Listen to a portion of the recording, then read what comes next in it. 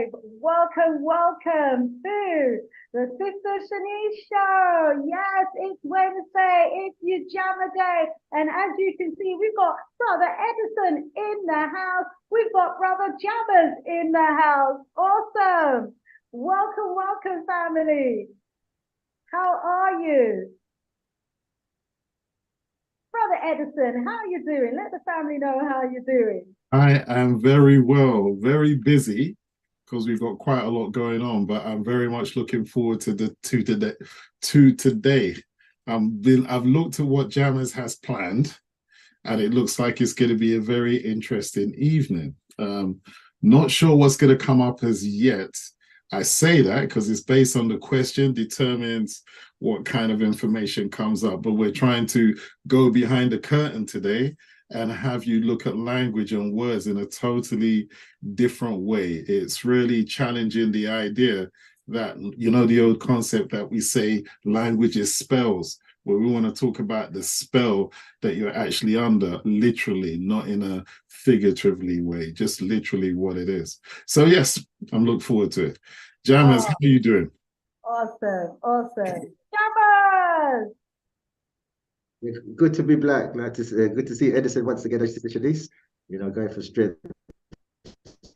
It's awesome to have you in the house, back by popular demand. Our brother has a few internet challenges, so do I, but between us, we'll make it work. Yeah, so we'll have Jammers introduce himself again. Brother Jammers, there was a few internet challenges there, so we didn't actually hear your greeting. Wheel and come again. Brother Jammers looking absolutely fantastic there, but I don't think he can hear us right now.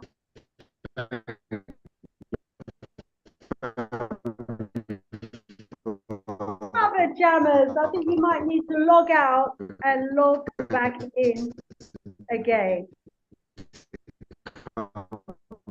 It's not my end, is it, Edison? No, it's not. I can hear you clearly.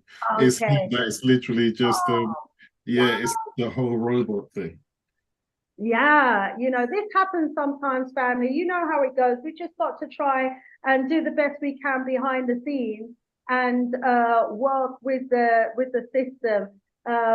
We have our challenges and different challenges every strong. But the good news is, let me let everyone know, we are live and ready to go.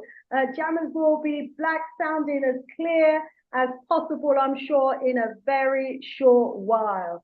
Wow. And yeah, so you know, I was saying to Edison backstage, family, that I'm on the continent of Mama Africa land, and it's so hot. I've got my fan, I'm sweating, I've got my tissues, you know, and the sweat's pouring off me. And Edison, we don't have fans.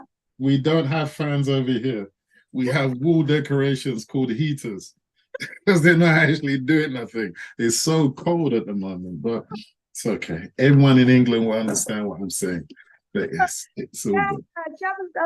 Edison was telling me, family, that today they had their first signs of frost. And yeah, it's a sign that winter is on its way. So those of you on the continent, you don't know what we're talking about when we say the first signs of frost. Brother Edison, let them know, you know, what the first signs of frost are like and what it means. And you know how people have to prepare for it. It's when you're traveling out in the morning and you go to visit your car and your car is frozen solid. So whatever time you had in your mind, you now have to look for some. Oh, hold on a sec. That didn't go as it's planned. Wait a second. I gave someone the link. Unfortunately, bear with me. Bear with me a sec. Yes. Okay. So yeah, don't worry. It's all right. How do people normally log in? And they gonna log in via YouTube?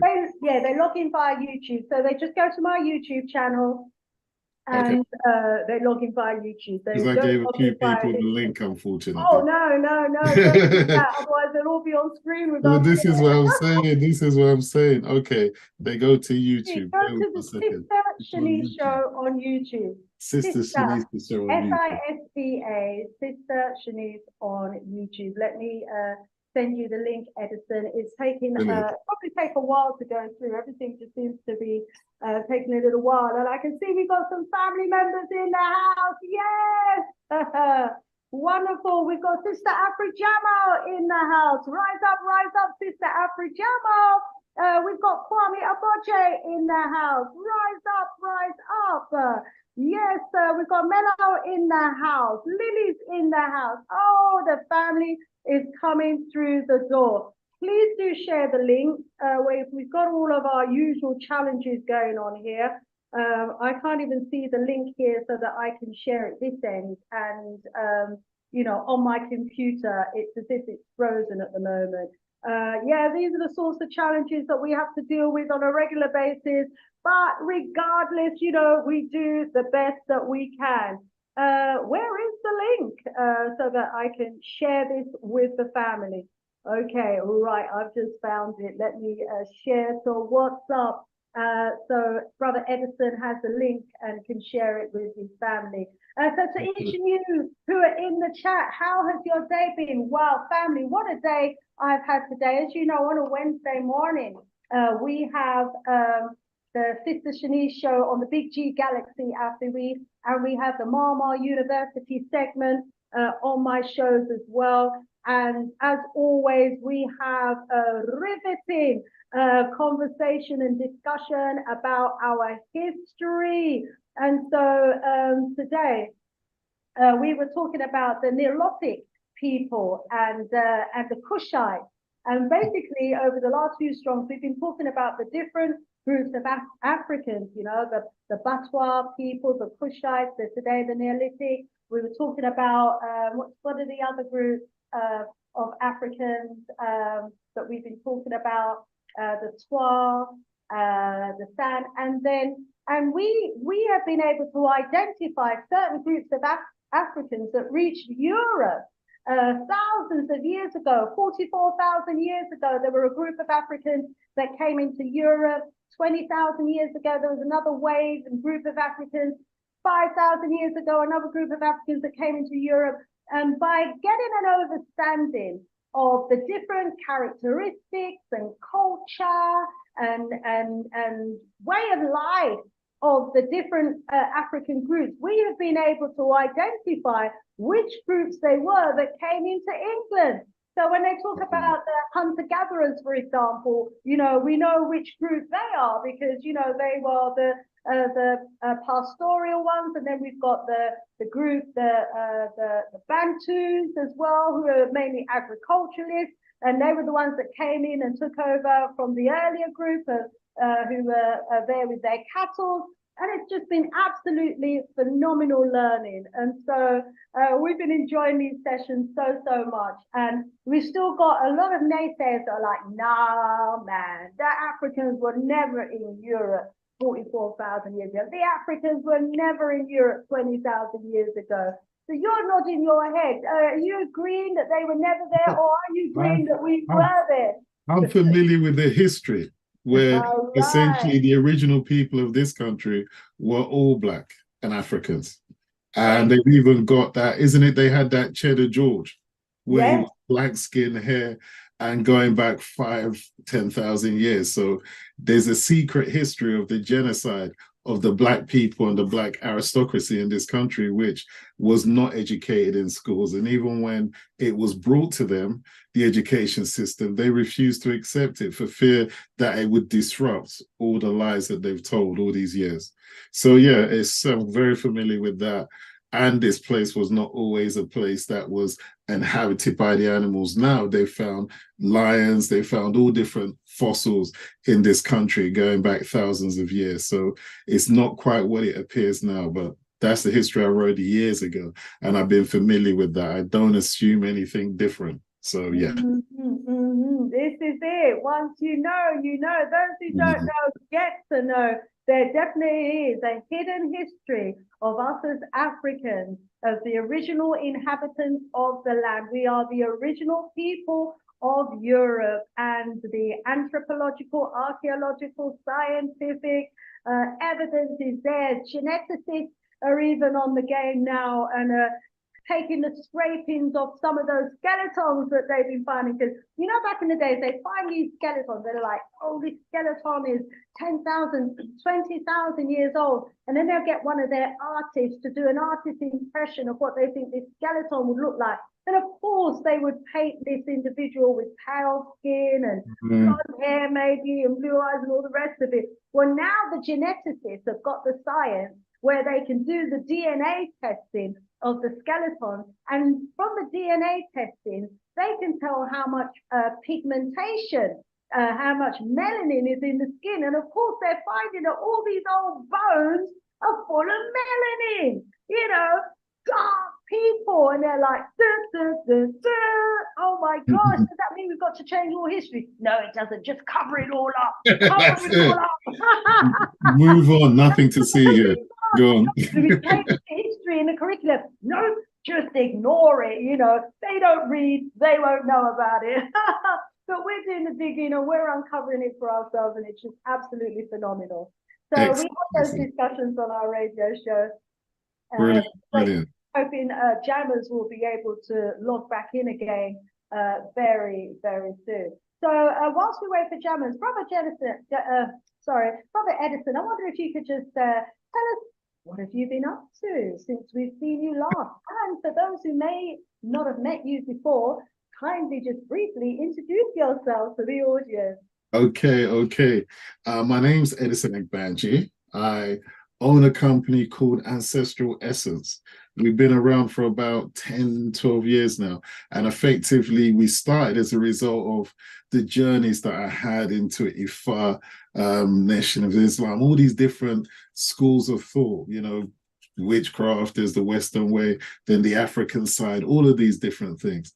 And what I found, it was just so confusing, because as soon as, you know, the old stigma educated into everyone, when you say African spirituality, everyone starts running and ooh, ah. So we said, you look, this is a very simple, pure, loving understanding, and it's based on you becoming the best version of yourself. So we went about taking out all the hocus and all the pocus and all the fear and all this kind of thing, and tried to explain that it's the understanding of yourself beyond any religion, beyond any belief system. And it's really, as we say, waking up the real you inside you. So, you know, we say we're gods. Well, we want to show you how you're gods, not just figuratively, or you're just saying it because it sounds nice. We want to show how your essence of your being interacts with this reality outside, where the reality outside is really inside. It gets really interesting, and today we hope to cover it, especially when we're speaking about conversations, speaking about words, and speaking about labels, which are just spells, and how you're actually held down by the language you define yourself by, and also how language interacts with you to bring out different personalities.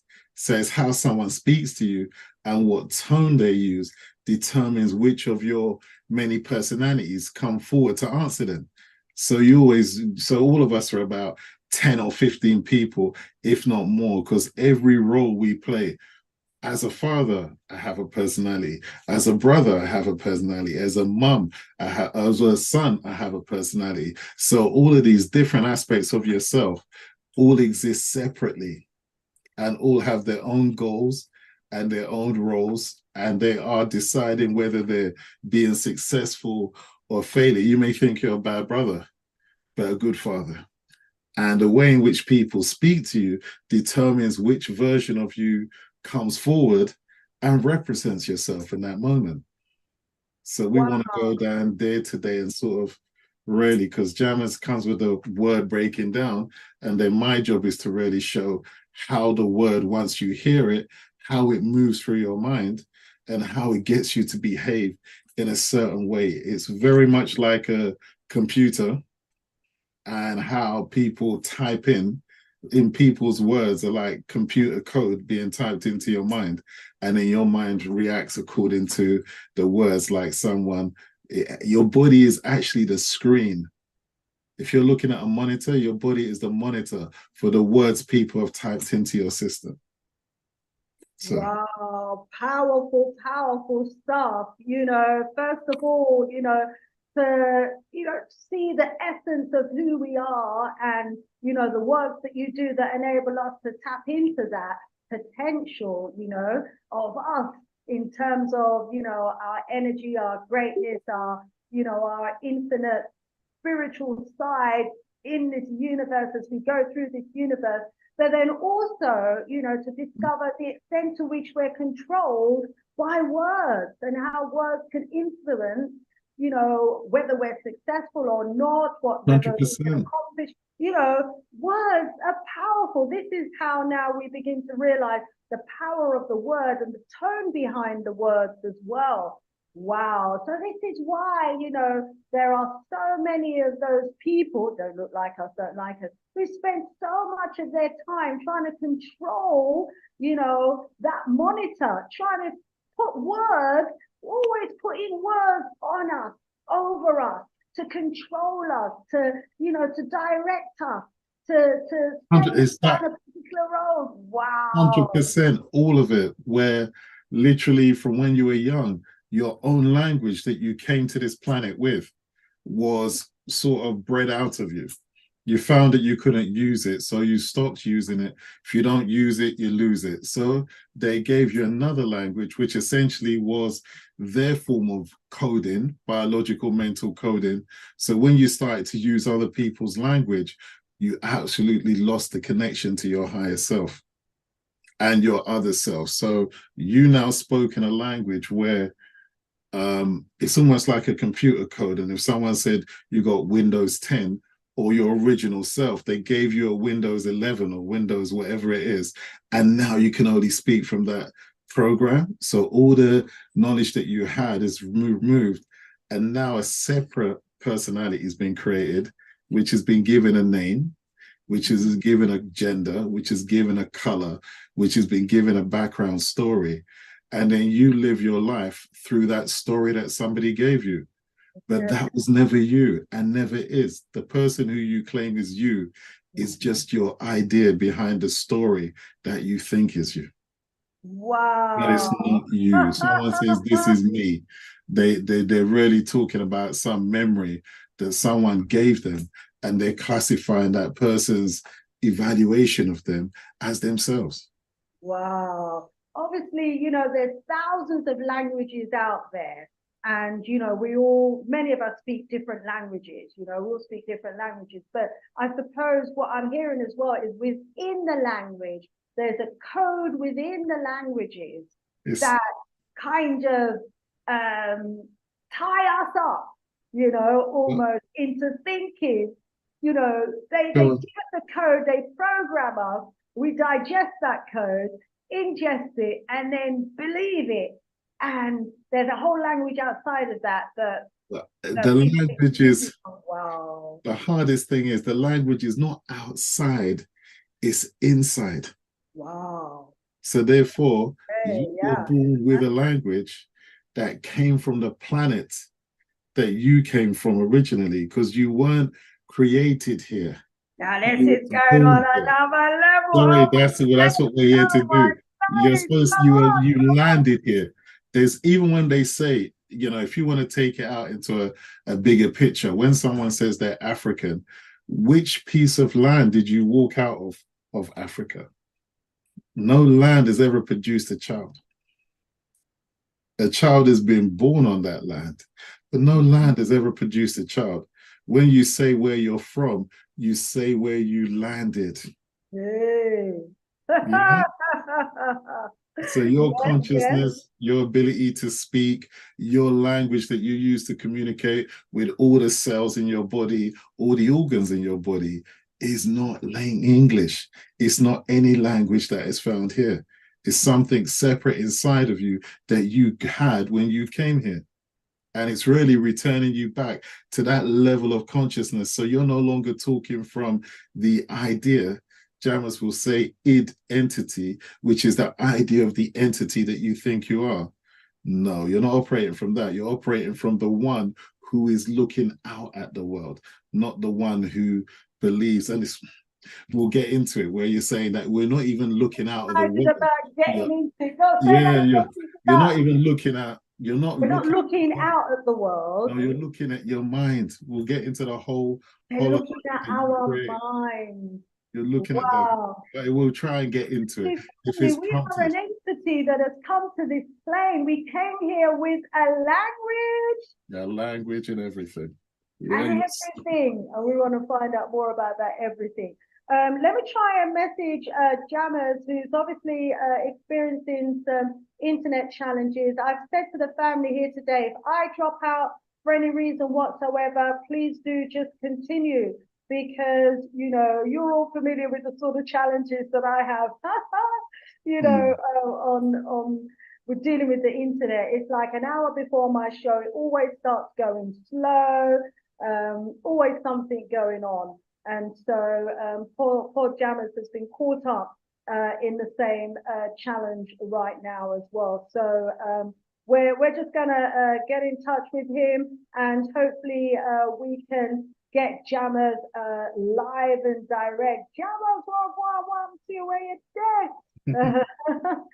Yeah, Jammers has been recalled here because, you know, by popular demand, families have just been saying, yeah, we love the etymology of words. Where's Jammers' book? Where, you know, we need to hear more from Jammers. And he's like prepared himself. He's got this fantastic presentation. He's got Edison in the house. He's got to be reinforcing, adding to, and expanding on everything. And they're all ready to go. And he's dropped out. So let's find out how he's getting on. And in the meantime, let me go over to the chat as well. Are you able to see the chat? Have you got YouTube open on your system as well? I haven't got YouTube simultaneously, unfortunately. Let me get there. Nice, okay, I can get it, I'm sure.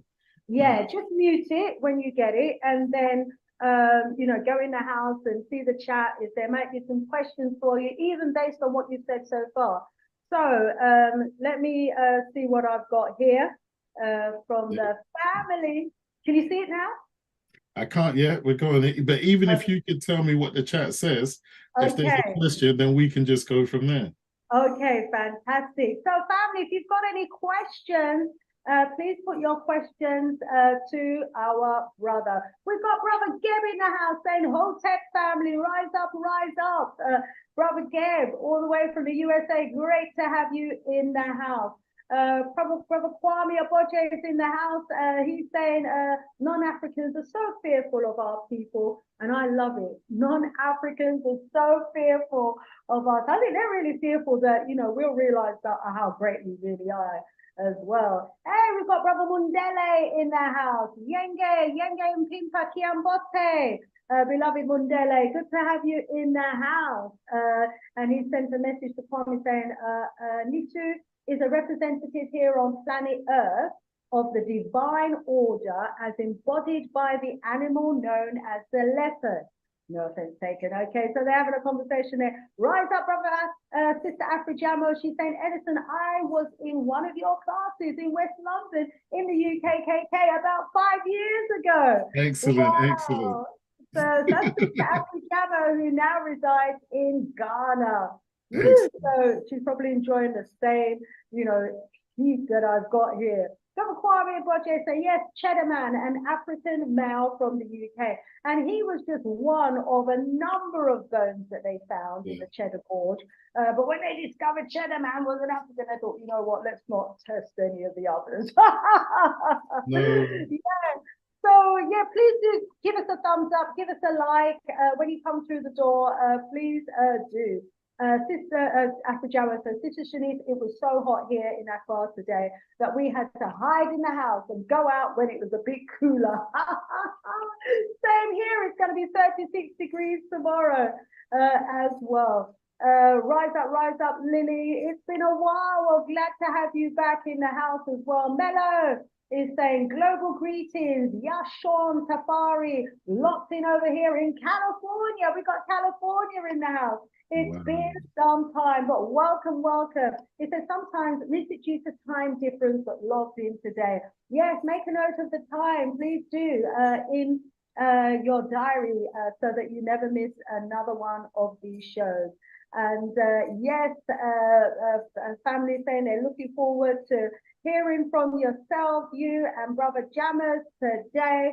Let's hope that Brother Jammers is able to rejoin us sooner rather than later. Let's see what everyone else is saying in the house. We've got Chancees in the house saying, Irie, greetings, queens. Rise up, Chance. Good to have you in the house. Yes, Sister Jamo. They always come, don't they, to try and sabotage. And there's people who are paid to do things like this. Can you believe it? You know, paid to kind of disrupt our efforts. But, you know, we press on regardless. Welcome, Jay. It's been a little while. Good to have you in the house as well. Rise up, rise up. So the family's in the house, ready and waiting. Jammers is having some challenges. Oh, it looks like he's back. Yes, welcome back, Jammers. It's a bit noisy. I had to change location. I had to go to another location. Okay, we thought that, you know, the gremlins were trying to get you there. So great to have you back in the house. Brother Edison has already introduced himself. Let me allow you to do the same. Please introduce yourself and welcome our audience. Welcome. Can you hear me okay, though? Yes, hearing you loud and clear. Well, unfortunately, I had to change location, but it's good to be black with the family. Sister Shanice, you do the fabulous work, and plus to team up with Brother Edison as well. You know, we're just keeping the flag going, you know, under the tutelage of Brother Dougie. You know, so we're here to deliver what we can to enlighten our people, you know, not darken our people, sorry.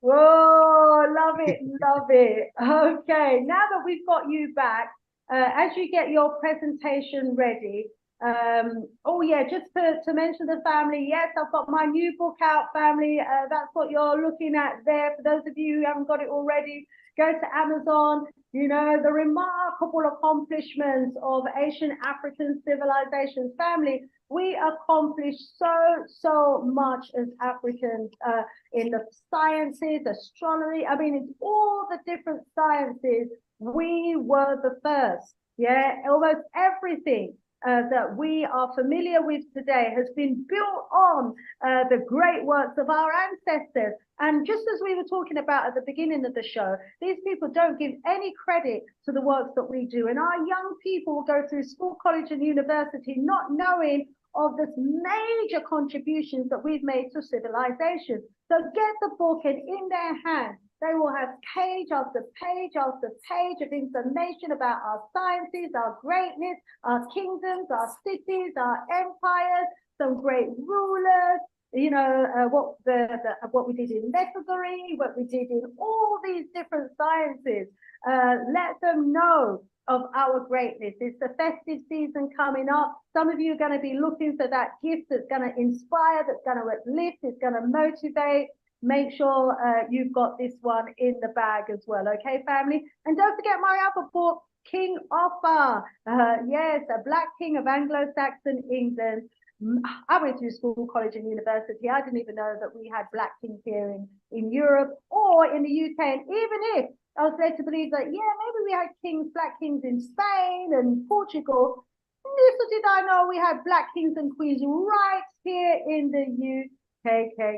So, you know, there's so much that's coming to light now, and now is our time. But, you know, just imagine if I had all of this information from when I was young, growing up, where I would be today in terms of the knowledge that I have of our history, you know. So once our children can see themselves in the picture, they'll be more interested in history, they'll be more interested in biology, they'll be more interested in medicine, you know, they'll be more interested in construction, because they'll know that they are the originators of all of this. And so please do empower our children.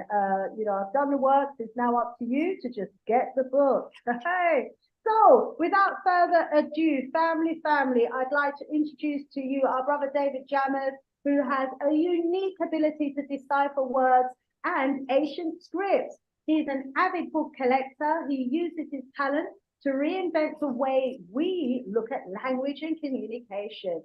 David Jammers has worked in the Home Office. He's taught etymology at Tottenham Hotspur's educational platform. He's currently teaching etymology to an organization in South Africa and helping them to strategize their educational structure as well, and make it relevant to them. He's a DJ on the Galaxy FBW radio station. He's live every Monday co-hosting with the voodoo man himself, Dr. Abu. He's also an eclectic DJ, creator of the Speakers Club, and an author. And he's currently revising the latest edition of his etymology book, due for release in January. So watch that space, because it's also going to be followed by his etymology course in March 2024. And alongside Brother Jammers, we have Brother Edison. Yeah, Brother Edison Agbandje is a groundbreaking spiritual grandmaster, helping generations to know thyself with his phenomenal ancestral essence courses and intense, in-depth, and intuitive knowledge of African spirituality. So visit ancestralessence.com to find out more about his courses. Let me move out the way as our brothers come. Please do put up your presentation, optimize the audio on the way in. We are excited. Family, give us a thumbs up, give us a like. It's going to be a great one. Sister Afro Jammers let me know that there's 60 of us in the house, but only 20 likes. Come on, give us a thumbs up. And if you don't have a YouTube account, you won't be able to give us a thumbs up. And all you need to do to sign up to YouTube is to have your own Gmail account, okay? Get your own Gmail account and then log in to YouTube via your Gmail, Google account, and you'll be able to chat, you'll be able to comment, you'll be able to ask questions, you'll be able to give us a like and a thumbs up. But anyway, even if you're not a subscriber, you can still share. While we're waiting for the presentation, also just to remind you, family, that on Friday we premiered on my other on my other YouTube channel, we premiered the color psychology. Wow. So those of you who saw that color psychology premiere on Friday, you'll know what I'm talking about. Session 2 is this Friday at 7 o'clock. Right, over to you, Brother Jammers. Wow, what a powerful looking image there. Loving it. Brother Jammers. Thank you. I don't know if you can hear me because there's a lot of background noise, but hopefully the presentations will speak for themselves. And Edison will also come in to interject. So it's great to be back with the family again. And thank you for having me once again, Sister Shanice. And also Edison, good to be beside you again. So yes, so without further ado, we're talking about, me and Edison have combined to create a new concept of combining etymology with spirituality, and we call it spiritual etymology. So when we combine these two sciences together, hopefully we can get a deeper meaning behind the escapade that we're in. So first slide. Yeah, my name is Jammers. People call me word scientist. Ancestors have blessed me with a gift of breaking down the words and hopefully giving us a different way of analyzing words.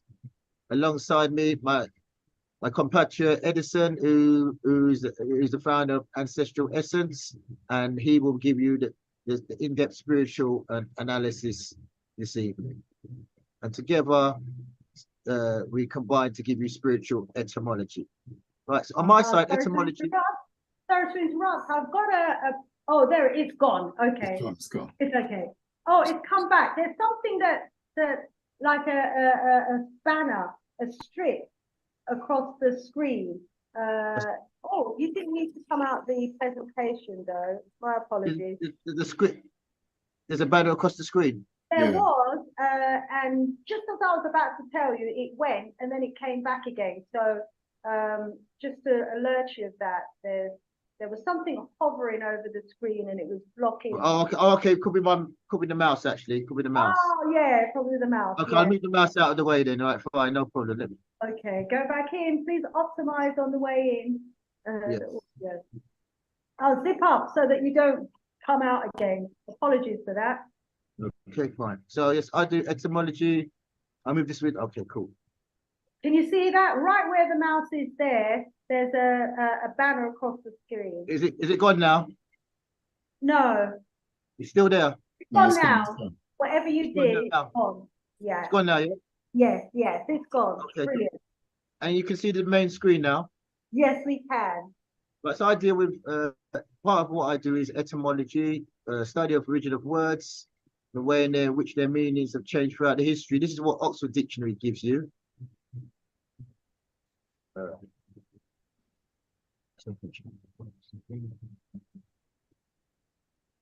Right, but when you break down etymology, it means etymon means true.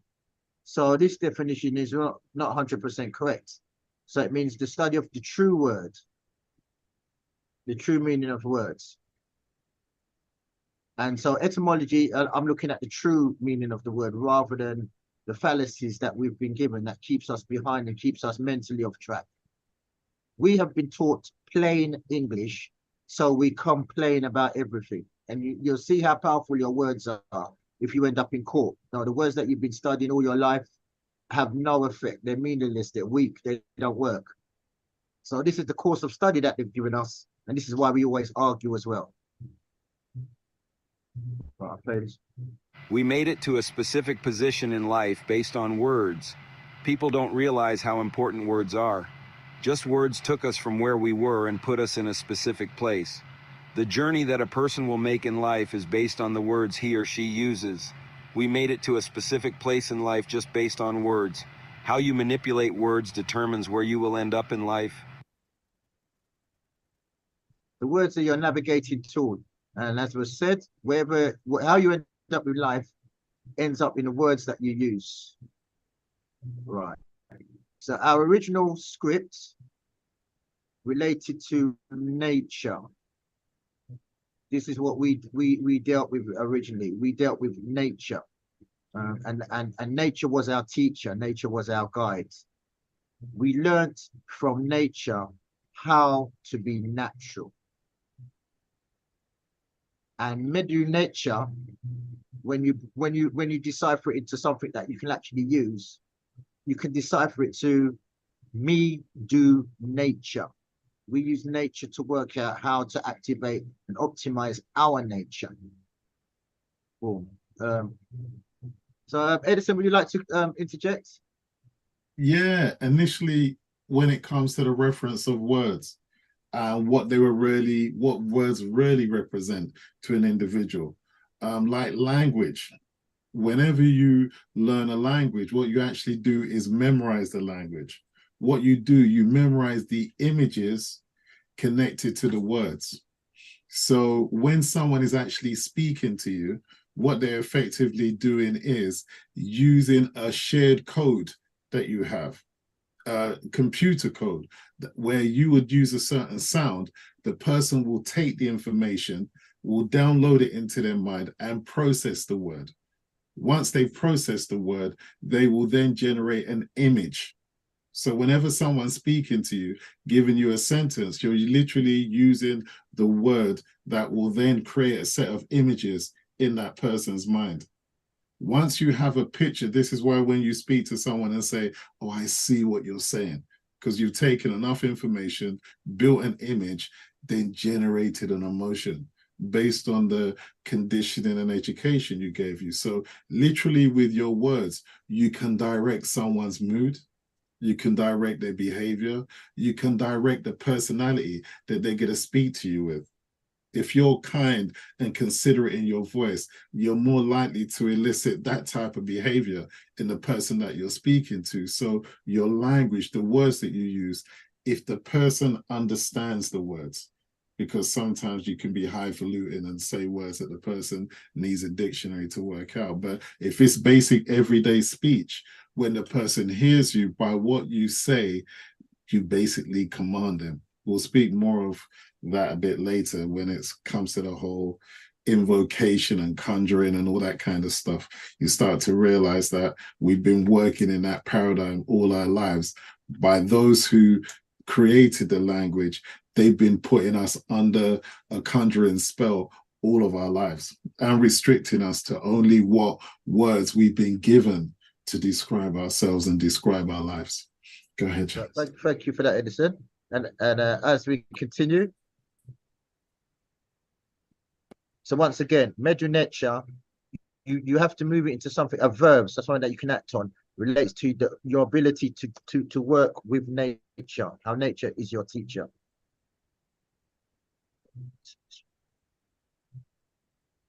In our original natural state, the way that we communicated was telepathic communication. This is how we originally communicated. We didn't need words to communicate. We communicated with telepathy, which has been hidden. So what the skill of telepathy has been hidden in the very word that you're looking at. Tel means a distance. Actually, I've written this actually wrong. Tel actually means distance, and so it means distance, not feeling. Like in telephone is a sound over a distance, television is vision over a distance. So tele actually means distance. I've done them the wrong way around. Pathy means feeling.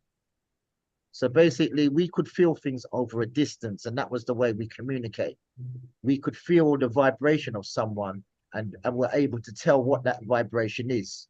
If you can tell what a vibration stands for, then and in our original state, we was a 4-tune teller. So you could understand just by the vibration of something what it was all about.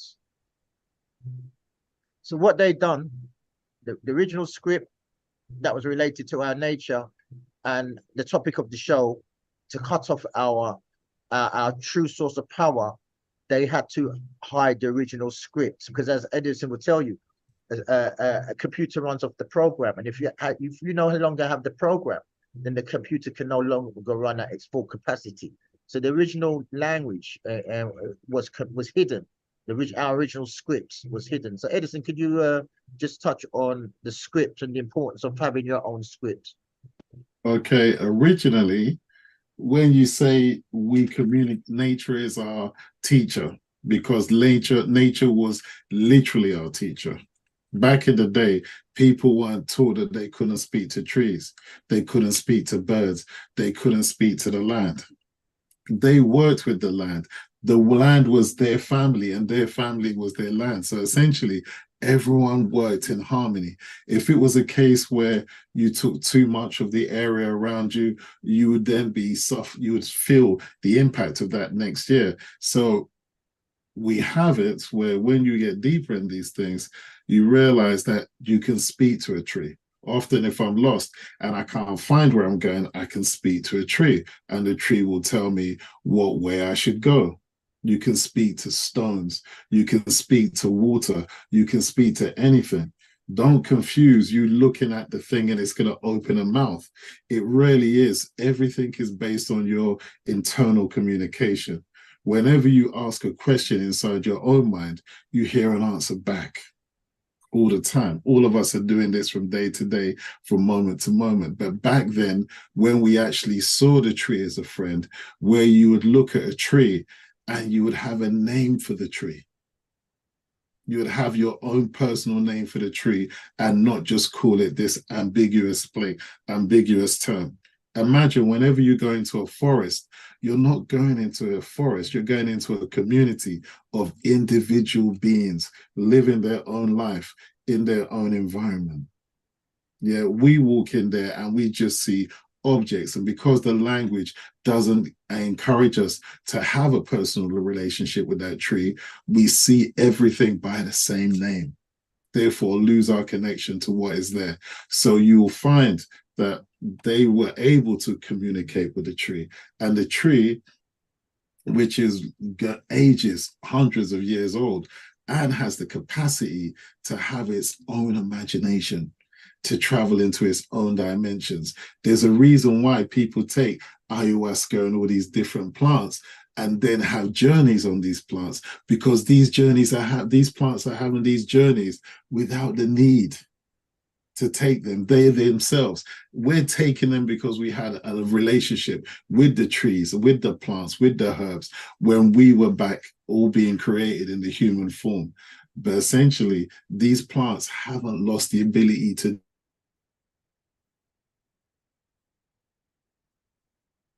Have we lost Edison there? Yeah, mid-flow. Okay, you're back. Edison, we lost Yes. you for a brief moment. We lost you for a second, Edison. No worries, no worries. I was saying that the trees don't need to walk because they can communicate consciously and travel to other dimensions like we do when we dream and sleep. So that's why we would go to the forest and we would listen to the forest. That's why the herbalist would be able to walk through the forest and listen for the relevant plant that had the vibration that would match the illness of the person that required it.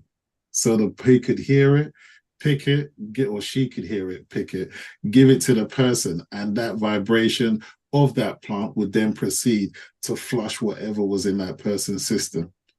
So back then, the terms nature, the terms, these language points of reference has unfortunately removed our ability to communicate with nature.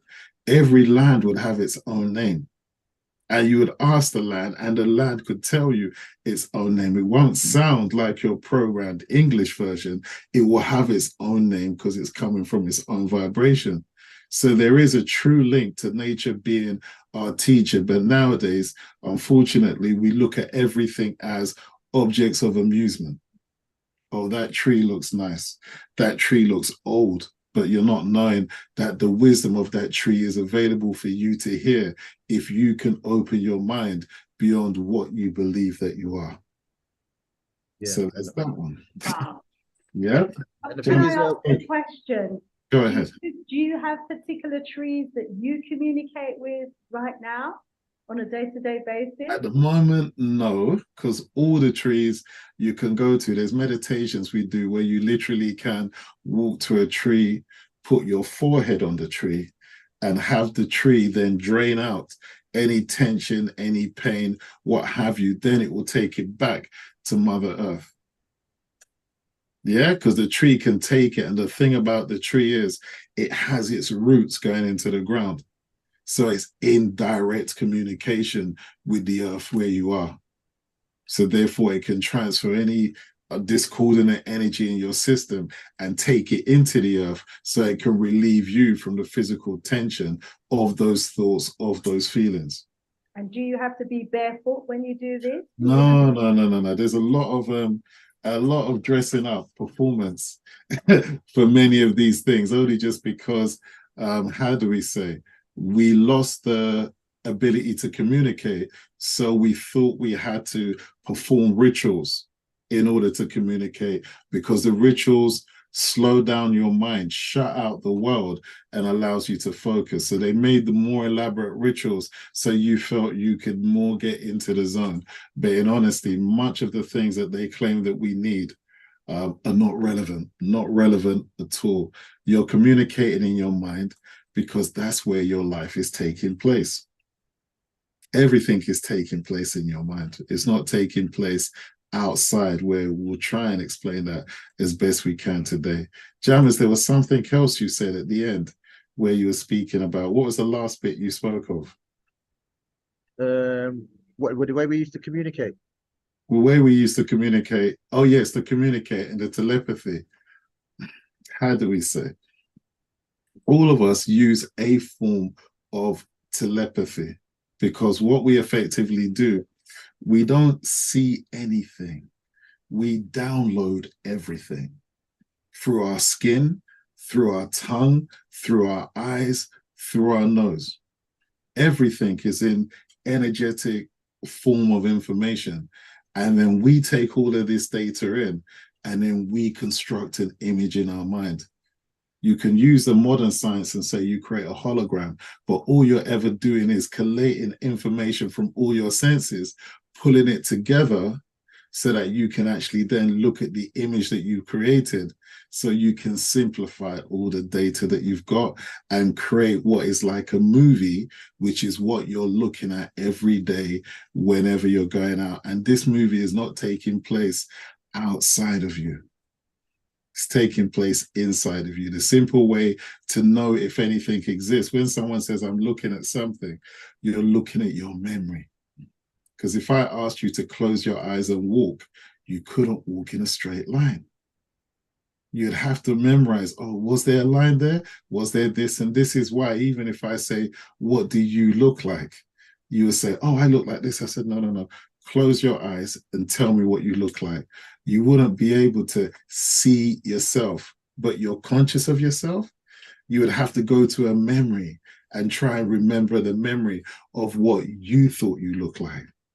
And that will look different to everyone. So essentially, you're only ever, as the consciousness, creating your image of what you look like, creating everything you see as a hologram that you're looking at in your mind and believing that's actually you. Edison, and I'm gonna stop you there because you're gonna make me pass out, man. No, brother, carry on. You're going too deep, too quick. Too quick. And I'm sitting on a stool without no this is what I say about, let me do that telepathy thing. Effectively, all we're doing is encouraging everyone else to create the image that we have in our mind in their mind. So I will give you a set of words, you will process the words, generate the image, then you'll see what I'm saying, which is only just the image that I have in my mind. So telepathy is really, as you say, telling the other person the path of the images that they need to see so that both of you are on the same page. There's no point speaking to someone if they're not going to see what you're saying. This is why they say every conversation is a guided meditation. Because you're literally guiding the person to see a meditation of what you see in your mind in their mind. And that's why they had to stop us, because we used to be able to interpret vibrations. We knew what a tune, or another word for a vibration is a tune. A note is a tune. A tune, we make notes. That's why we write in a notebook and we notice things, because we are making tunes. And before and earlier, we used to know what a tune stood for. If you know what a tune stands for, that makes you a fortune teller, because you can tell what the tune stands for. So this is why they had to stop us being able to do this capacity, because we know everything about the nature of somebody by being able to see by the vibration. So they had to shut down our vibration by changing our scripts. So I'm just going to touch in. Can I move on? Is there anything else you wanted to add? No, what you said there was perfect, because effectively, when I say that you don't see anyone, you download the energy field that they are, which is information, and you can reconstruct it back in your mind. So when you see someone, you actually know everything there is to know about them. The problem that you have is that you get spooked by the image. You come to a conclusion too quick.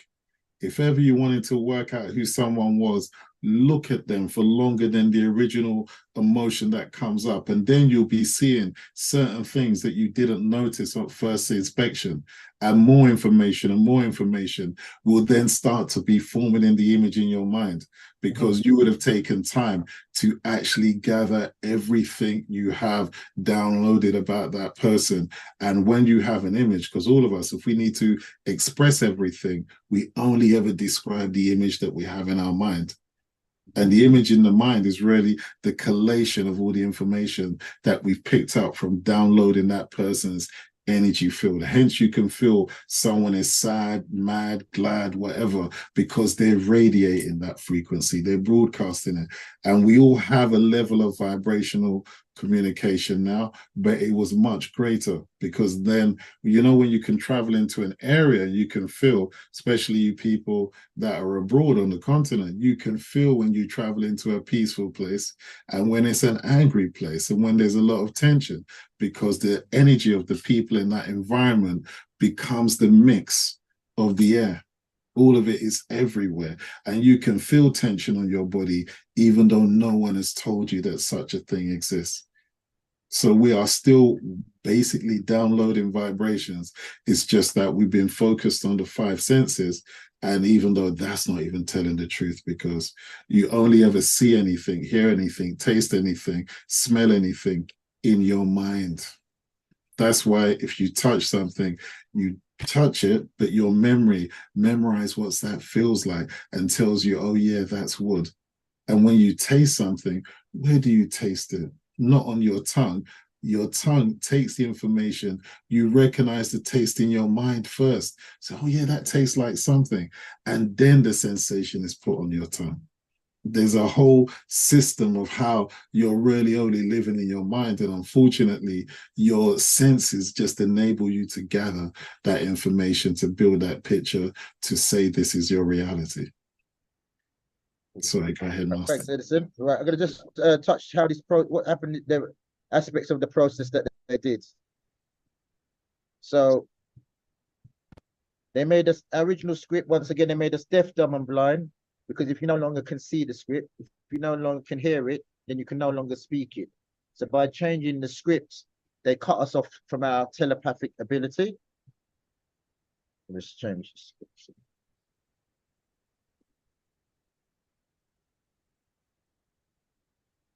Right, they hid our telepathic ability. And in the word hide is what they done. It's right in front of our face. See if you can see. Hidden in the word hide is what they done to us. And it's hidden in the word hide.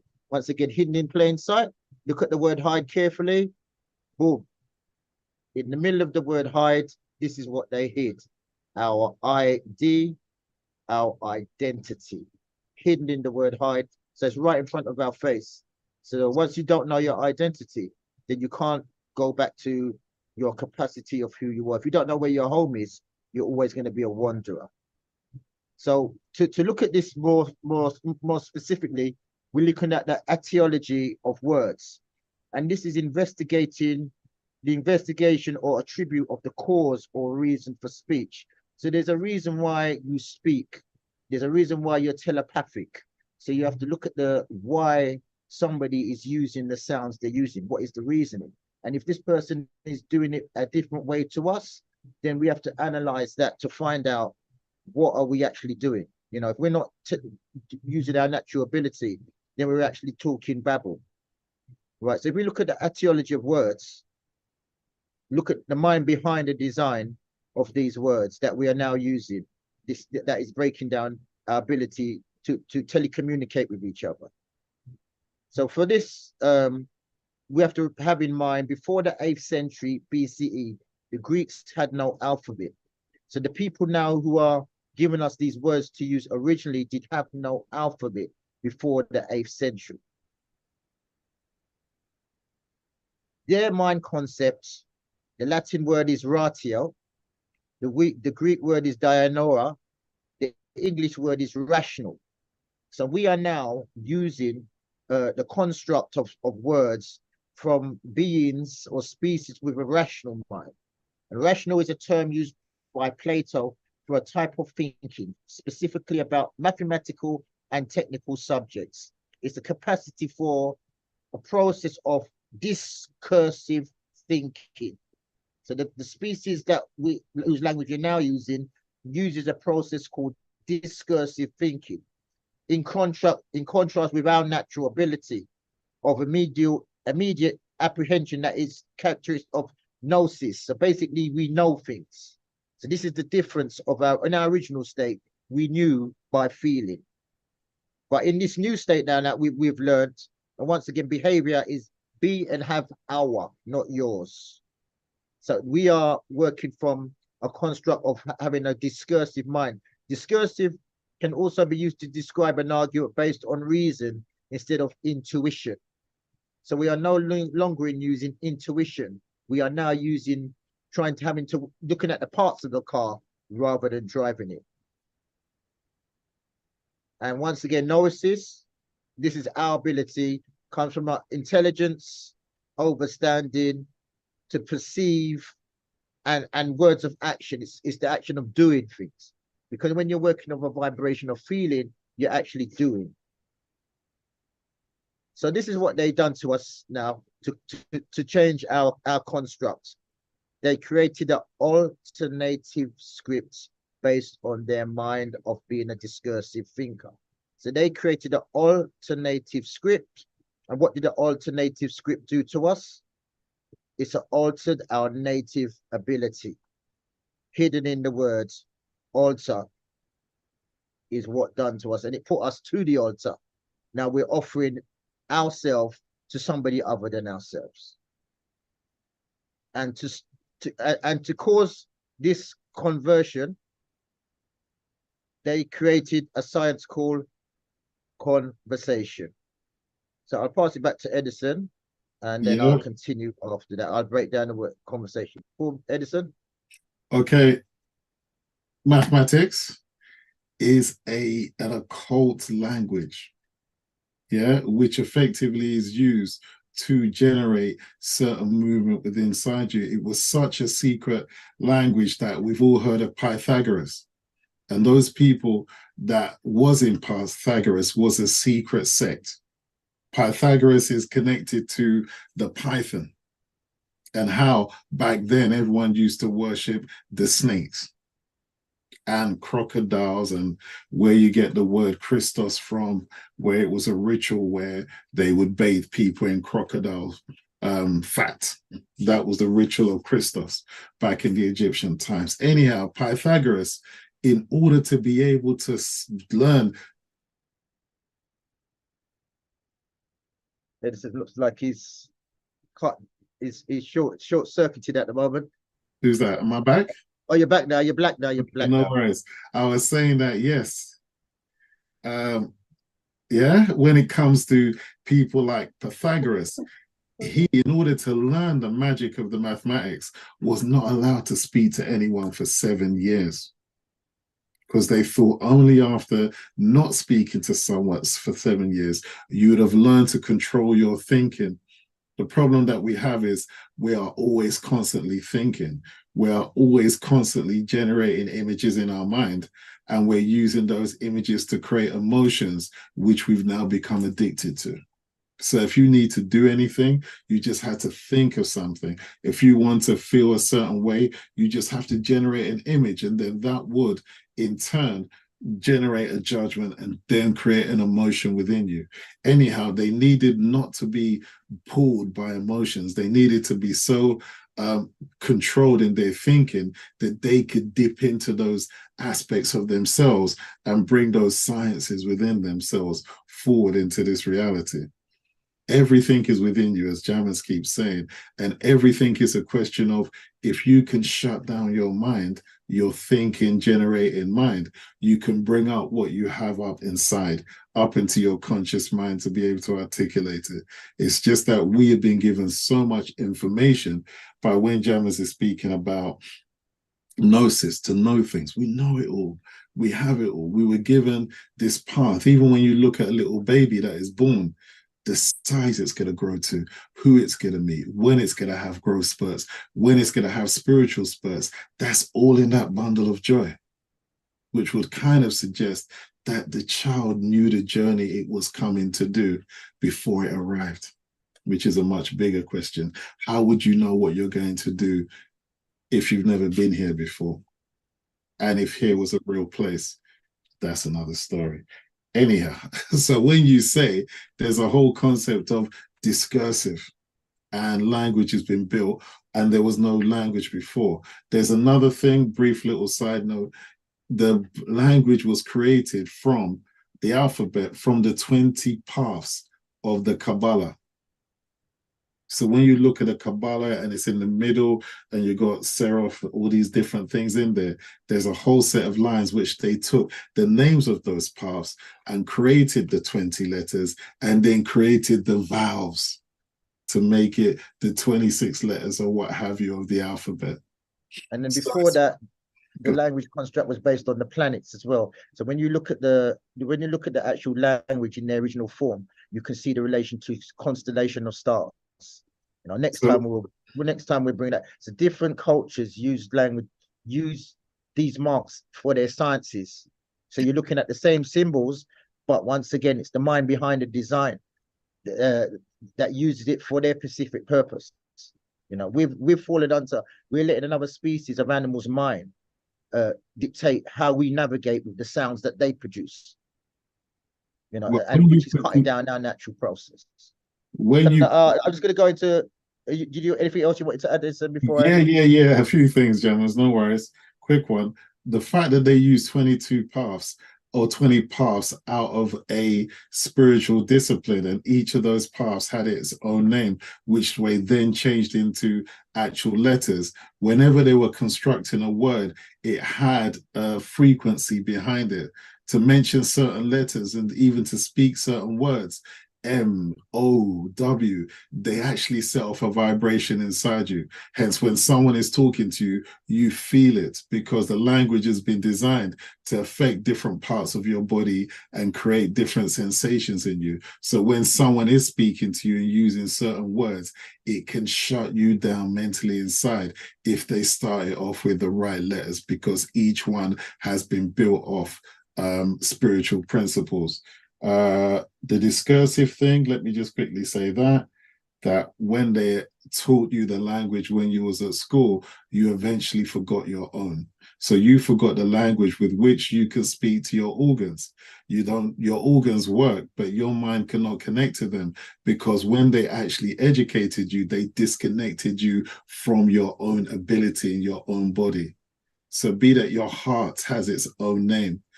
Jammers will tell you about the ear and the heart and the ear everywhere. So essentially, your body doesn't speak to you anymore. You just use your body, whereas you have the language that you had that you was born with that enables you to speak to your organs of your body. But now we speak in a foreign language, so we've lost the connection of the power of the alchemist, that is our body, that has the ability to change different objects and are master intelligences within themselves. But we've lost our way to communicate with them because we speak a foreign language into our own body that was always used to reduce our capacity to understand ourselves. And that's when you say the alternative script, because the alternative script is a script, a computer script, that shuts down your capacity to communicate with yourself and now puts you at the limitations of those who gave you the language to shut you down in the first place.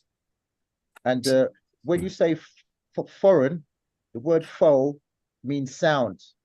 Phone, phonetics, foreigner. The "fo" is reigning. Reign is, of course, when you got the horse. Reign means control. When I reign over you, that means I control. So foreign, that means that the sound is over you. Inside the word reign, which is REIGN, what are they reigning over? When you decode the symbol, you see NIGER. All power is taken from the energy, the ones who give out the energy. So once again, NIG, when you rearrange them, they're REIG, you get the word reign. And once again, all war is fought against over raw materials. So the only way someone can have power is taken away from the people who have power in the first place. So when they call you the foreigner, it's because your sound controls that area. Yeah, and as Edison said, sound is related to breathing. A is the first sound because that's the first intake of air. Most of the continents start with the letter A. Africa, Argentina, Antarctic, America. It means the first. And again, there's a science behind it, because when you reverse the letter A, you see the ox's head. The ox symbolizes strength, because when you take in air, you get strength. Hence the word oxygen, when you generate your strength. So it's the science of air. When you fall asleep, that's the last sound of air leaving your body. So basically, sound is a graph, just like a heartbeat graph.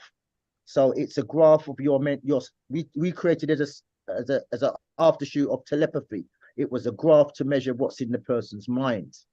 It wasn't based on the word, it was based on tone. And we are not these letters we're not a piece of land, if you want to really break it down. We're not a piece of land, because a piece of land didn't give us birth. You know, we're not these sounds that they give us, Jordan, Carpenter. You know, we're not these sounds. We are really tones, melodies, and harmonies. That's what we are. We are musical instruments. That's why we have a voice box. our heartbeats, organs. So we're not these words. We are feelers. We feel vibrations, and we can change our vibrations in milliseconds. That's why we can laugh and cry in a milliseconds. These words are designed to put us in a state. And state means when you don't move, or a condition. You see, so we have to free ourselves of these words, because we're just talking babble at the moment, because we're not activating what's in the person's mind, and people are hiding behind the sounds. That's why the fog is raining over us. Yeah, you're not moving anything with the language that you're using.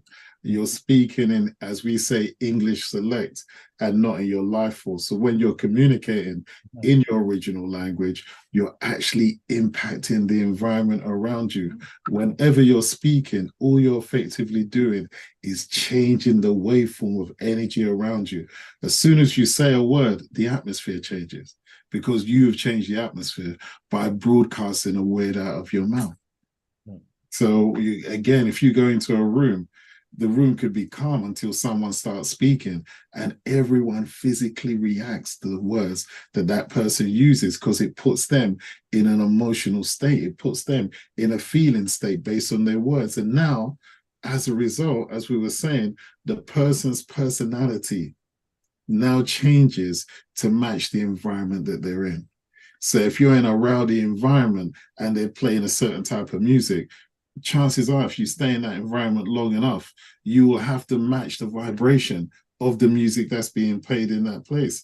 Hence, people could play a song and get you to get up and dance because you feel awkward sitting down when you're hearing a certain tone. The music is automatically changing your vibration state, and you have to move to fit that vibration state. Otherwise, you're going to feel uncomfortable. Hence, when someone plays music you don't like, it's because your body feels uncomfortable hearing that music, because you're not in that state of mind. This is the same thing when we're speaking, feeling, going through everything. People are downloading your vibration, and if it fits with who they are, they can stay near you. If it doesn't, they have to go. And they will have to go with their body, because their body can't handle your vibration. Yeah, you'll be saying certain words and that will trigger them, but essentially your face, your mood, everything is broadcasting. We are literally just broadcasting information. Everyone is taking it on, downloading it, and feeling comfortable or uncomfortable accordingly. So when you don't speak with your own language, you're not controlling. I got to stop you there. You tried to sneak in a word. Sorry, bro. Said the word accordingly, and Okay. accord is what you play. You tried to get one in there, but accord is what you play. And what it is, music makes you think and see things. It's in the very word. Muse means to think, like in the word amusement. You got to think freely. And after you get M-U-S, muse, you get the word I see. You know, so someone will play you Lovers Rock, and then you can remember the wallpaper. Mm-hmm. No, the Boom. sound effects. No, but well, you know what that time is. Well, not me. Not you. Okay, I know you. Sound effects. You what you see. Hence, they put you in a place of atmosphere, so you can't change the atmosphere, because fear means to travel via sound, bus fare, welfare. You know, fear means to travel. That's why they've changed it into a word that you don't travel by putting an emotion on it. Which shuts you so down. that to stop you. That's another way they stopped us, by putting so that emotion, and as Eddie would say, will make you think about a certain pain in your body. That's Edison's, the sounds that they give you, you know. Family, what I'm already getting from this is that, you know, we've lost our language, and by losing our language, we've lost our way. And, you know, we are, you know, not even operating in our true essence of who we are. And then it makes you ask the question, who are we? What are we? If what we're seeing is not who we are, if the essence of our being is in our mind, you know, and we're projecting based on words and sounds that's coming to us, you know, because we haven't learned our own language to project out into the world what we ought to be projecting in the world, to change the environment, to create the kind of world that we want. You know, we've lost our language to create the world that we want, the world that it ought to be, you know, because we are the creators, are we not? But if we have been given a script And that script is restricting us from being the creators that we ought to be. That means we're living in somebody else's world that they have created from the words that they, are running the world with. We need to reschool ourselves, do we not, into the knowledge of our language, the language that connects with nature, the language of who we are, so that we can be able to communicate with each other even in that telepathic way that we need to, so that we're all on the same wavelength and know what we need to do without even communicating it to, in the world, because there are the deceivers, the interceptors who want to, intercede and stop our progress. This is just phenomenal stuff, my brothers, Well, but let me allow you to carry on. Thank you. But we are actually, we're not static or stuck by one word. We're stuck in a word now, because we navigate with the environment. Our eyes see everything we see is fire, and as Edison says, our mind will calculate the distance in the fire. It's not sight, it's fire, because nature gives us fire from the sun. Our ears hear vibration, so it's our action, not our static. Our nose is water. So once again, our eyes is fire, our nose is water, is air. Sorry, our nose is air. Sorry, our nose is air. Our mouth is water. Our body is earth, because everything we feel. So we are interacting with our environment constantly, and hence the vibration. And these vibrations go to our mind, which calculates the difference in air frequency. And this is what we sense what we see. We sense it. That's our wisdom. It's our senses, or our sensei makes us wise. So our heartbeat now, in the middle of the word heart, is the air, because everything you hear comes from the air. It goes in your ear. That's why it's called ear. Look at the word hear. You see the word ear in it. H-E-A-R. They call it a herd of animals because you heard them before they came. That's why they call it a herd. And in the middle of what you hear goes into your heart. Look at the middle of the word heart. You see the word ear. So the vibration that you hear from the ear goes into the middle of your heart, which is your ear, which has the word ear. And when you take the H from the heart and put it at the end of the word heart, you see the word earth. And the first three letters of the word is air. So everything you hear comes from the vibration of the earth. So we're not stuck on one vibration of a sound. A word is just a fixed letter of symbols that breaks down our capacity to perform what we do. And what it is this is our sound, because they haven't created, as I said earlier, they haven't created anything. They're using our own sound against us. In a form of conversion. Did you want to come in, Edison, before I go into Yeah. I'm just thinking with what you said. You triggered. A mother speaks to the child when the child has no language, because the original telepathy. A mother can speak to the child when the child has no language. She can hear the child when no one else can hear them, because she is still linked by the umbilical cord, which is the physical, but it's also energetic. And from that, she can basically communicate with the child, all of her children, all of their lives. Hence, the first thing, a mother knows when a child is not feeling well and makes that phone call before the child even tells her. And if anything ever happens to a child, the first thing the woman grabs is her stomach, because that connection is still there. So we still do speak with telepathy. Whenever we walk into a room, we read. Sorry, am I going ahead again, Gemma? I'm just saying, look when your mother gave you a look. You just knew already. You already knew. Well, you already knew. It wasn't even just that look or just that sound. Damn it! Out of the pot. There's a whole sound, just one look. There's a whole thing that when the mother is breastfeeding the child is looking at the mother's eyes.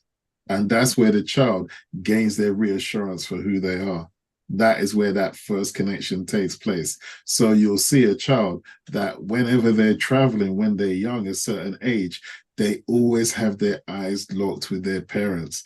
They're always watching behind. Are they looking at me? Are they connected? And as soon as they see the eyes locked, then the child feels safe, that connection between two of your minds are still there. And not only you're just watching for security, but you're actual emotional state is their security as well, because the child feels everything you're going through much harder than you do, because you have knowledge of what you're going through, where the child is just feeling the raw emotion.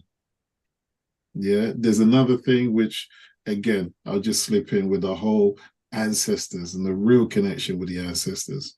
Not say real connection, because we have created this wonderful worship paradigm, which is very nice and very colorful on occasions.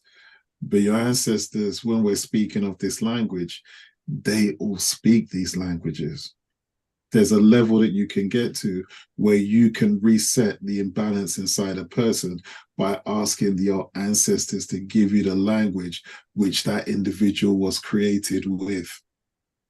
Because they were the ones that created your body. So all the reset codes to the illnesses and what have you, they have as well. There's a state where we, like I said, the ancient times, we didn't stick into the whole relationship. Yeah, worship. We had the festivals, don't get me wrong, but your relationship was an individual one.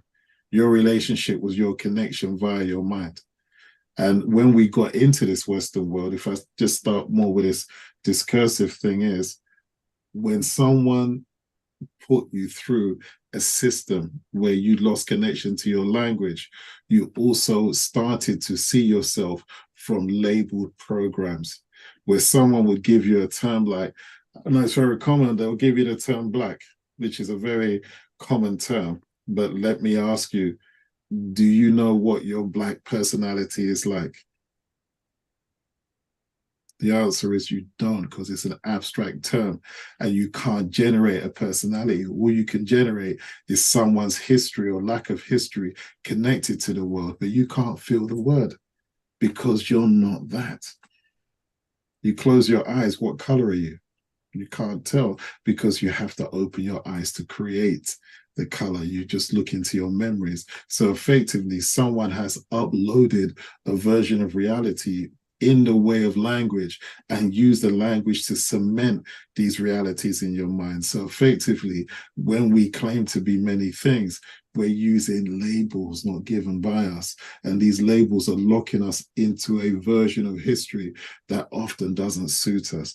And that's why Sister Shanice is working so hard to create these books, to have you realize that essentially your history has not been taught to you. So when you use a term, you're not using the term from the correct history. You're using it to then denigrate you. So you spend your whole life trying to get over it and need to find accomplishments to add value to yourself, because as soon as you took on that word, the word was built to devalue you, and you've been in a state of devaluement ever since.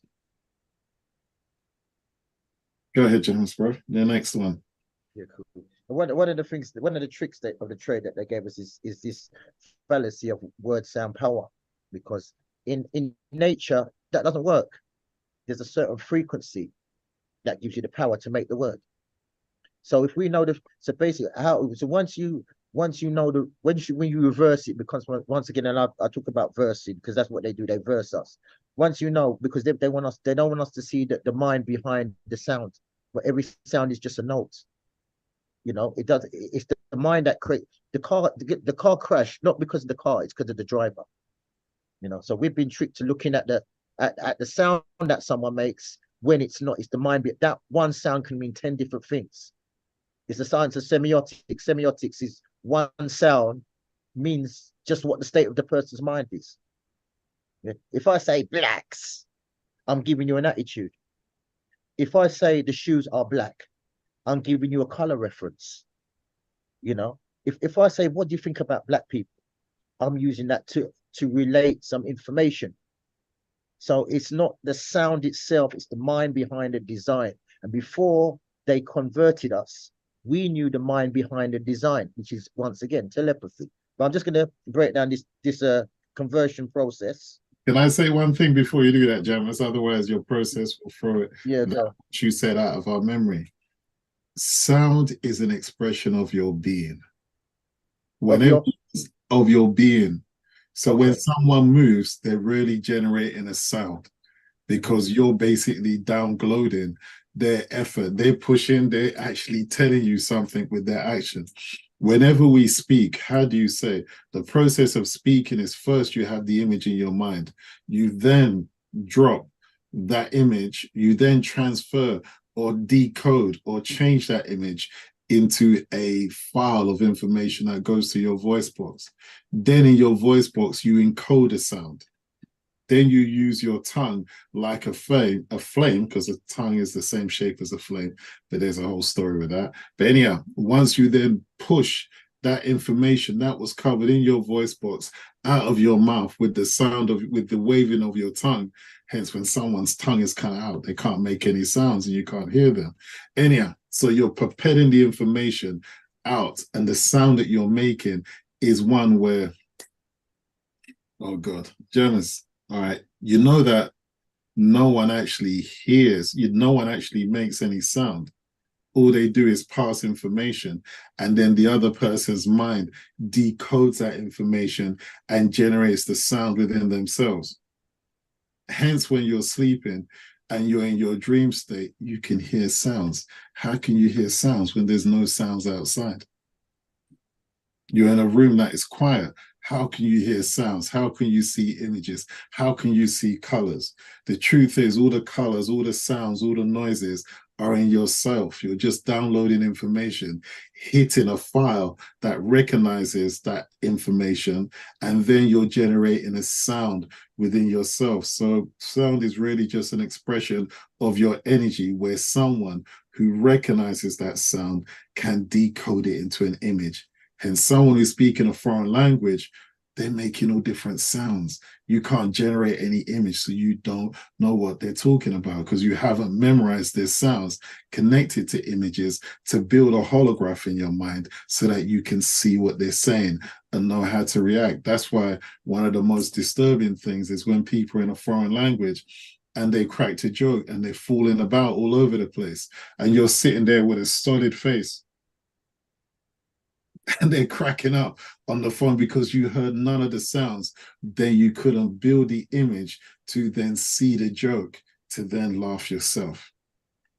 So we are in a scenario, we recognize the vibration, as you said, and then the vibration is decoded into an image, into a sound inside ourselves. Yeah? So yeah, James, good. Yeah. And as you say, we're not static. Being means the state that someone's bees in. You don't know what they be in, you know, but you're just saying human being. But what state? And every time you make a sound, it's a statement. You're saying the state of your mind, state, yeah, your mentality, not your mentality, but because we've been rearranged, we're taking on that person's vibration as our vibration. You walk out happy, someone gives you a dirty look, you're carrying that around for the rest of the day because you've taken on the trauma of that, years of that person's trauma, because we don't understand that power. We've taken all that feeling and now we're carrying it around. Right, so I'm just going to go into the state of conversion now. You know, we should be running away from anybody who wants to do this with us. Use conversation. Anybody coming with conversation, you should be running the other way. So once again, to cause a conversion, they use conversation. Right. The etymology of conversation. Conversation is made up of syllables. Syllables equals seal labels. It's hidden in the sound. Seal labels equals codes. So they're putting vibrations to us in a way we can't decipher us because they don't want us to tap into our ability to feel what's in their mind. So they want us to focus on the word.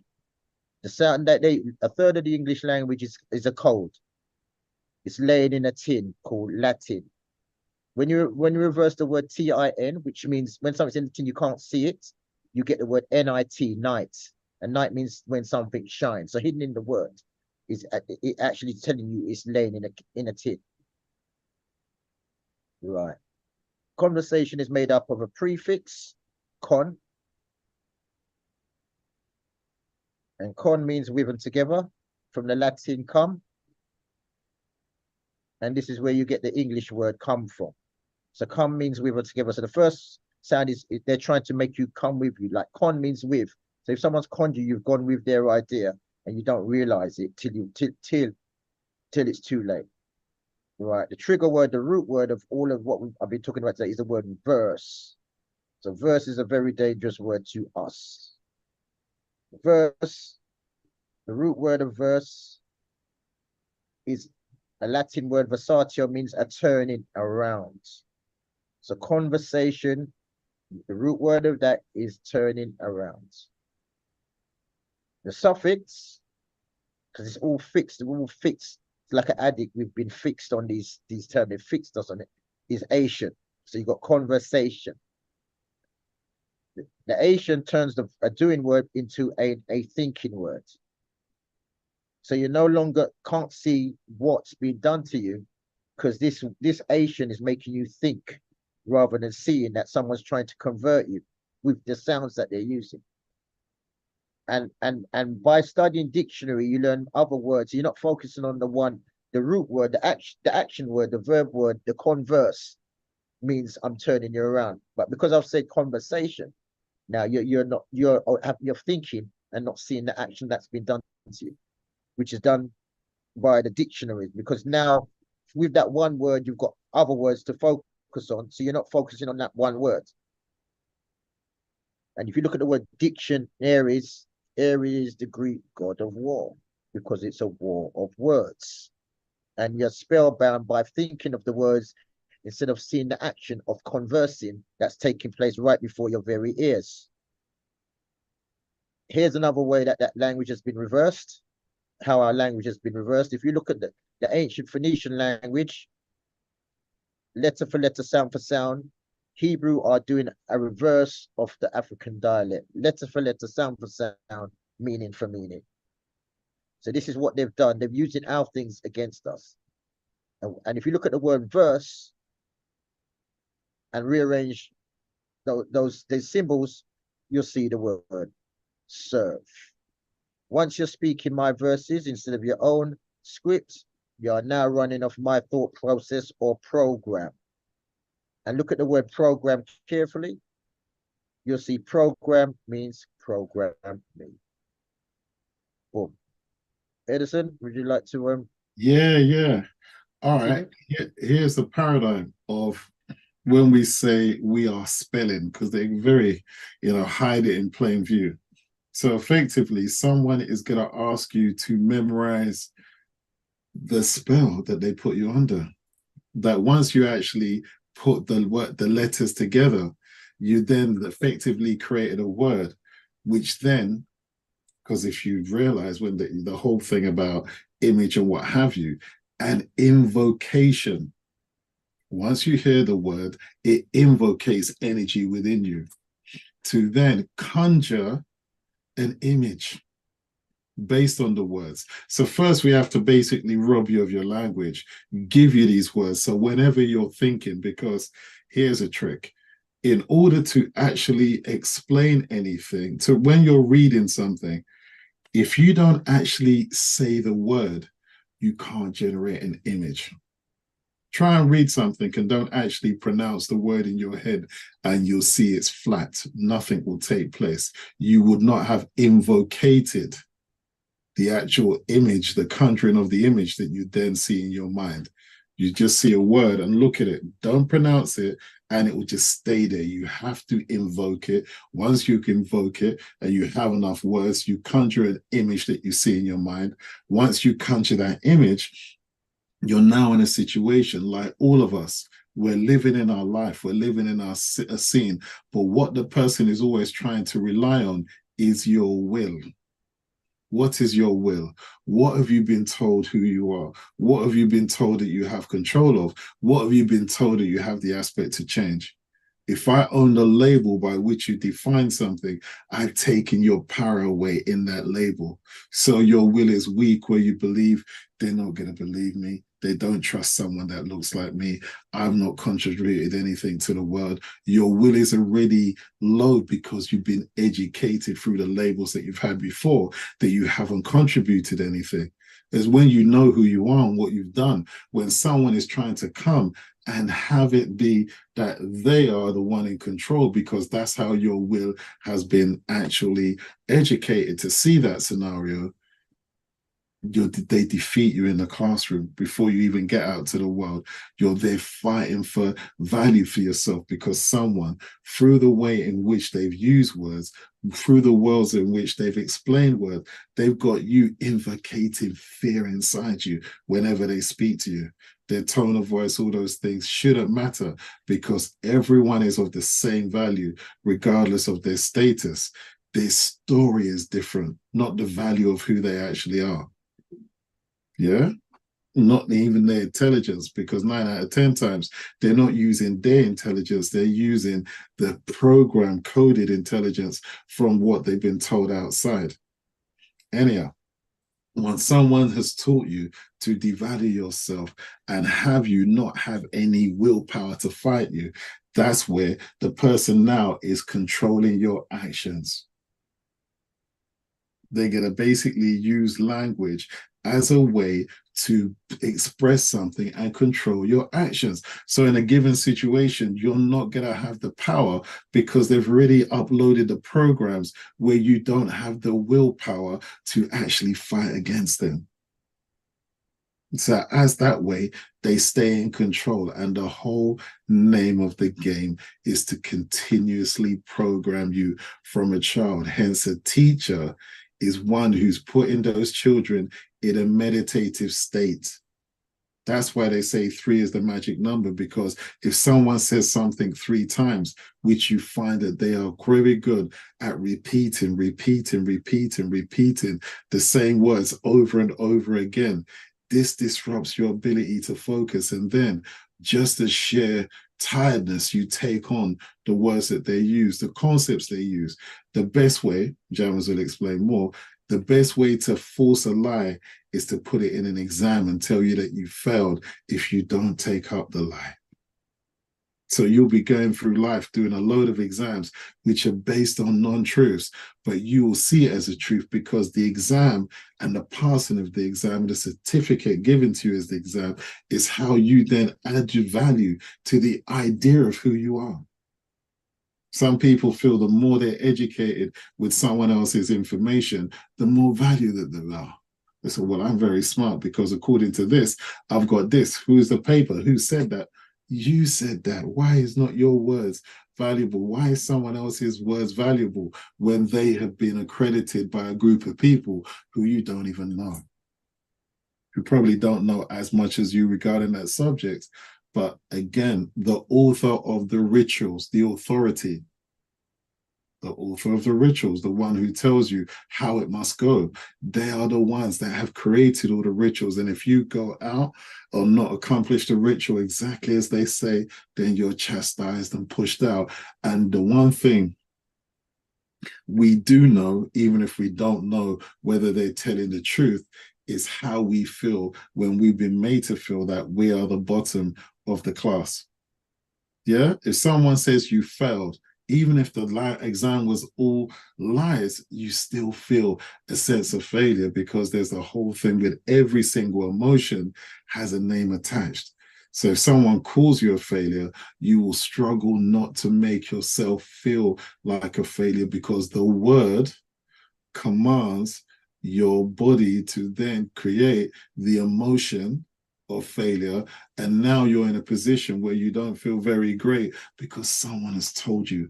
Whether they were telling the truth is immaterial. You've taken it on like we take on these labels. You've punished yourself accordingly because you're the only one who can punish yourself. You're the only one who can hurt yourself. You're the only one who can do that, because all someone has to do is not hit you, but hit you with a word that the program response is. You punish yourself based on that word.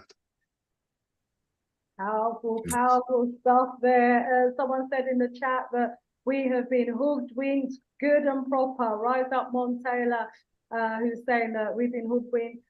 good and proper. Kwame Bodja saying we have been taken advantage of. I mean, we have, wow, it's almost as though, you know, going through the process. Well, they've created a whole construct, first of all, haven't they? A whole matrix. And we're within this matrix. And within this matrix, there are all their institutions and organizations that's programming us on a daily basis. And it's coming at us in every different direction to the point where, you know, we have been conditioned. Those are the mental chains that we talk about that we can't even see and we can't even break. And if you try and break out of those mental chains, it's like you're chastised because you're considered a failure, or, you know, you're not able to advance within the matrix, or you're not able to progress. And so they put all these kind of punishments in the way as well to get you to conform to the words and their instructions and everything. And most of us go through not knowing any different because we've lost our language. We don't know who we are. We've lost our identity. We don't know that we're supposed to be something other than what we are. And what is it other than what we are and who we are that we're meant to be anyway? So it's just so complex, but this is really making me think, and I think everybody else out there as well, you know, they're saying they're learning so much from it, my brothers. So rise up to you all the time. Kwame Bodja says, Brother Simon, Africans, we love music as a whole because we are the originators. And also, I suppose it's because music connects us to the different frequencies and vibrations that you've been talking about, us being the tools and the instruments, and, you know, and all the different vibrations that are out there that we're connected to through music. You know, maybe that helps, and, you know, the different moods that we get from the music as well, and the tones, and that maybe there's something in the music that takes us away from the language and the conditioning and reconnects us to Earth's vibrations and frequencies that maybe we're feeling while we just go into a different mood and a different, you know, mindset when we hear different music. And they've tapped into that as well, haven't they, in terms of understanding the power of music. And so what do? They put their lyrics into our music so that they come at us again with the conditioning through the music. So, you know, we're trying to get on a mellow vibe, we're trying to get on a certain level, and here they come with their drill or whatever it might be to get into our brain again. Wow, family, if you've got any questions, please put them in the chat. And oh my gosh, I can't believe the time already. It's whizzing by so quickly. So get your questions in there. Jammers, you know we're going to have a part 2. Jammers and Edison, you know we're going to have a part 2, because I know Jammers has got loads of slides, and I don't think he's even got a quarter of the way through the slide. But so anyway, let me zip and allow you to continue, Jammers. Wow. Right. Remember I said the word we need to run away from. Jammers, can I say one thing though? Jammers, can I say one thing? Sorry. The matrix is inside your mind. Never think of the matrix as outside of you. There's the trick, because everyone's looking for the matrix like the fish looking for the ocean when they're swimming in the sea. You're in it. It's the way in which your mind is constructed, because the way this life and this story has been created was educated to you as a child. So when you look at the world, you look through, which is one of the most important things, the filters, because education is filter where information is going to come in your mind. If someone controls the filter, then they control what you see at the end of it. So the matrix is a filter program, which has already been built into you from a child. That's why no one can ever find it, because they're looking through it to understand who they are. That's the whole trick of stealing who you are. And regards to music, your body works in music. All your organs work in concert with each other. So that's why we listen to music, because music is the way in which we balance ourselves. When someone is upset, it's like a child, like a plant going to an animal that goes into nature to look for the right plant to heal itself when it's sick. Whenever we're mentally in a certain place, we go look for the right music. That's going to then change our body state into one which we can control and then think from. So music is how, and like mathematics is music as well.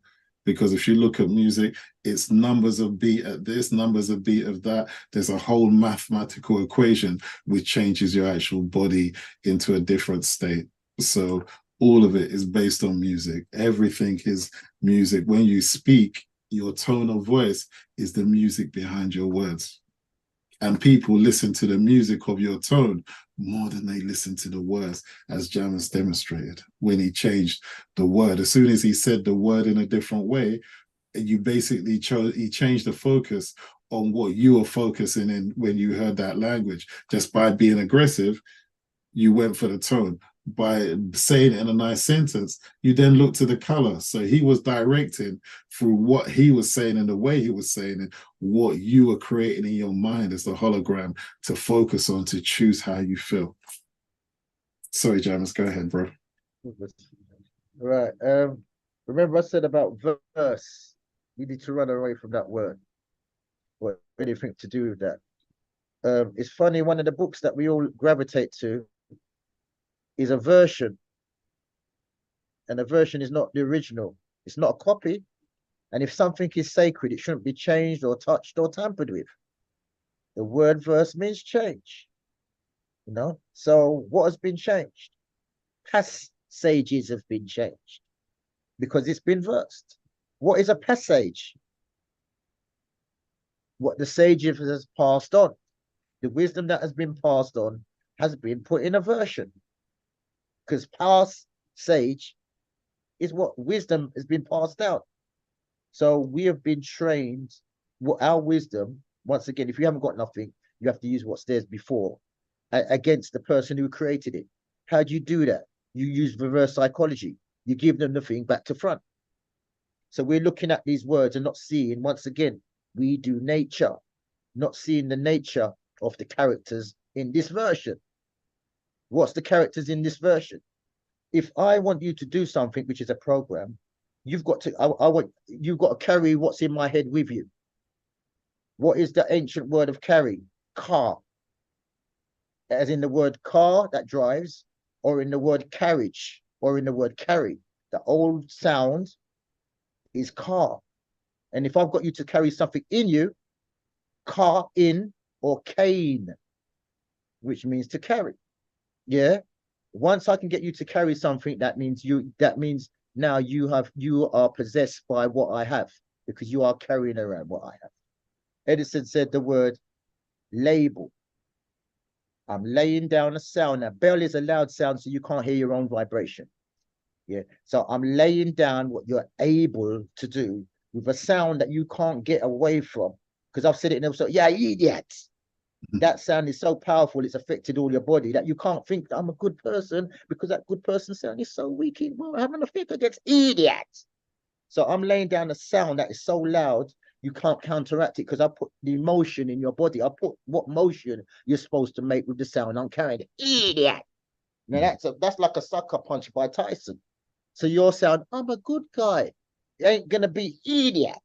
So I'm laying down a sound of what you're able to do. What is able? When you break down the old Kemetic word of the word able, ab means off. Ab means off, as in the word absel, absent from school. So ab means off. Of what? El. What's El? El is the old word for spirit. So when you look at the nature of the sounds, what are hidden by the words that they put down, Cain means something that I'm carrying in, and able means of the spirit. And when you put those two sounds together, you've got the word Cain and you've got the word able. And when you speed up that vibration, you see the nature. Cain, able, Cain, able, Cainable, cannibal, cannibal, cannibal. And cannibal means against. So it's two natures. The one who is carrying something in them is against the one who is of spirit. So the program's written right in front of your face, but it's been versed so you can't see the nature. You're just focusing on the sounds and the story, which is facts mixed up with fiction. Is a story. It's not truth. It's not reality. So that's the nature. Edison said another word. Another word. E-value. What's E-value? Eve means before. Christmas Eve is before Christmas. New Year's Eve is before New Year's. Evening is before the darkness comes. So Eve means you before you've been given a value before you do anything. Eve means before value. So before you've even done anything, you passed an own judgment by yourself before you've done it. Eve, value. So you put a value on yourself before you've done anything. So you're holding this restriction against you by the value. And what is the another word? Evil. That's what evil means, is when you fix the value on yourself when you're a free spirit. So that's the fixing of, that's why it's that word stops you, because you prejudged yourself by somebody else's sound. So that stopped your frequency. But anyway, let me just quickly continue. You got to check how much time we have. We have got no time. So just quickly, I'm just going to quickly close. Yeah, so right. So just very quickly, once again, once I get you to don't rush, Jammers. You know, you'll just have to promise us a part 2 because we've got 10 minutes left. Okay, this is gonna be, it's finished anyway, it's finished, virtually. Okay. Does that mean you don't want to come back for another part 2? Okay. I'm gonna be converse action. So in logic now, we're going into logic now. Oh, I think my computer's agreeing with you and doesn't want to move anymore. Let's see. One, if it doesn't work, let me just right. Converse action in logic means to change your direction of thought. So in logic, it means if I can change the way you think, then, so this is in the summary of conversation. If I can con you into conversing with me, I converse you into turning out of a stage of questioning and make a conquest by changing your direction and leading you to perform an act against yourself. The Latin word for against is contra. So you're making a contra act, making you enter into a verbal contract that would lead to my conquest because you don't know how to read what I'm saying. So if I can stop your questioning, I've made a conquest of you. And you've entered into a contract, a verbal contract by acting against yourself. Boom. Listen. Yeah. All right. As regards to that conversation, I think I've said it before, where essentially a person is really just trying to override your will towards yourself by presenting a situation, knowing that you're limited by the language you use to even challenge them. Your assumption that they are right based on the program that you've been given for that person and how to actually see them. So this is how the world has been made. You have to lay the foundation down. That's why as a child, we're forced to go to school. So the foundation of how we're going to be taken and used and, as you would say, ruled over, Jammers, later, the foundation has to be there. You have to upload the programs. So education is uploading the programs where essentially later on in life, when you come to evaluate a situation, you're going to use the program that you had to pass exams on in order to use that as the filter of how you're going to do things. So when people, I commend them for trying to go back and reprogram themselves with the proper information. This enables them when someone is trying to use will against them, they have the background, they have the foundation, and they move beyond the childhood stories or fairy tale stories that were given by education, which they use to devalue themselves. Like the same thing with language, you only hear the word that you've been asked to memorize. Yeah, once you hear the word and you've got an image, you can actually think, you can visual what it is. So therefore, the concept has to be installed in you as well, like the images. So that when you're older and certain people use trigger words, police, you got a certain image comes up, lawyer comes up. All these words were programmed in you. So they became concepts that were programmed in you. So when you're an adult and some people use these words, even if you use the magic word black, you're always trying to defend it because it was taught to you in a negative frame. You have to add the value to a word. Why do you need to add value to the word? Why do you even need to process the word? No one else processes the word, but, you know, we of this color, for me, you know, I'd use a different term. But when someone gives you a term you didn't create, they also gave you how you should feel about that word as well. And you can change it up as much as you like.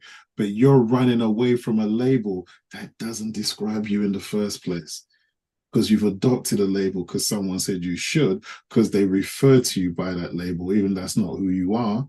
But because you're defending that situation and the history attributed to it, someone's got you chasing your tail when you don't have a tail. Okay. Wow. We have been conned, have we not? The biggest con trick. And, you know, they've got us right from a very small, tender age. And, you know, the conditioning just happens on a daily basis. It's coming at us left, right, and center. And most of us don't even realize that we have been conditioned, we have been programmed, and we are acting out, you know, somebody else's script that they have, you know, given us. And so I asked the question, you know, how do we unravel ourselves from all of this, you know, bondage that we have been wrapped up in? I feel like, you know, an Egyptian mummy right now that's been wrapped up and wrapped up in layers upon layers of you know, cons and tricks and language and, you know, hoodwinks and everything. And so how do we begin to unravel so that we can find ourselves again, the true essence of who we are? And now you said in the beginning, it's all in the mind and it's being played out in the mind. So, you know, is there a quick fix or is it a very lengthy journey? It's your journey, it's your reason for living. Unfortunately, the first thing to get over is you're not you.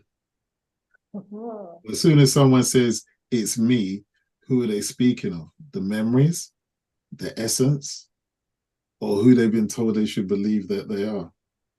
Most people are working from a set of personalities which they ascribe to themselves, but the fact that you change every time when someone's speaking to you, it's not you.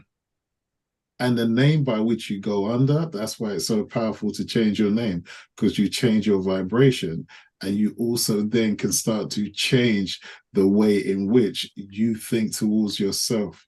You're more working towards your frequency when you own your own name. And the problem we have more than not, you're not living your life, you're living your story, and you don't control your story. All the rules belong to someone else. All the way in which you look at yourself is through what someone else would think of first. So if you're trying to fix yourself or get back to your consciousness is free, doesn't follow any rules, doesn't follow any God, doesn't follow any tradition.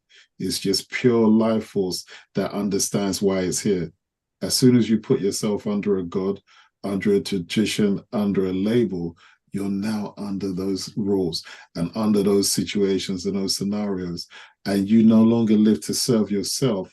You serve those ideas in hope that they're going to save you. And what is any energy going to save you against your own opinion of yourself that was given to you by somebody else? Yeah, so it's not a quick, because you have to go through all what you're doing, Sister Shanice, making them realize they're not who they think they are. And they need to recognize that there's more buried in their bones. As we say, the gold is buried in your bones. It's just for you to dig into your bones beyond the story of who you are, to let it out. And once you think on that level of being that person, your mind will download information from inside you and around you so that you can be that genius of who you are. Otherwise, if you're downloading from someone else's script who didn't think very well of you, you're not going to get very far.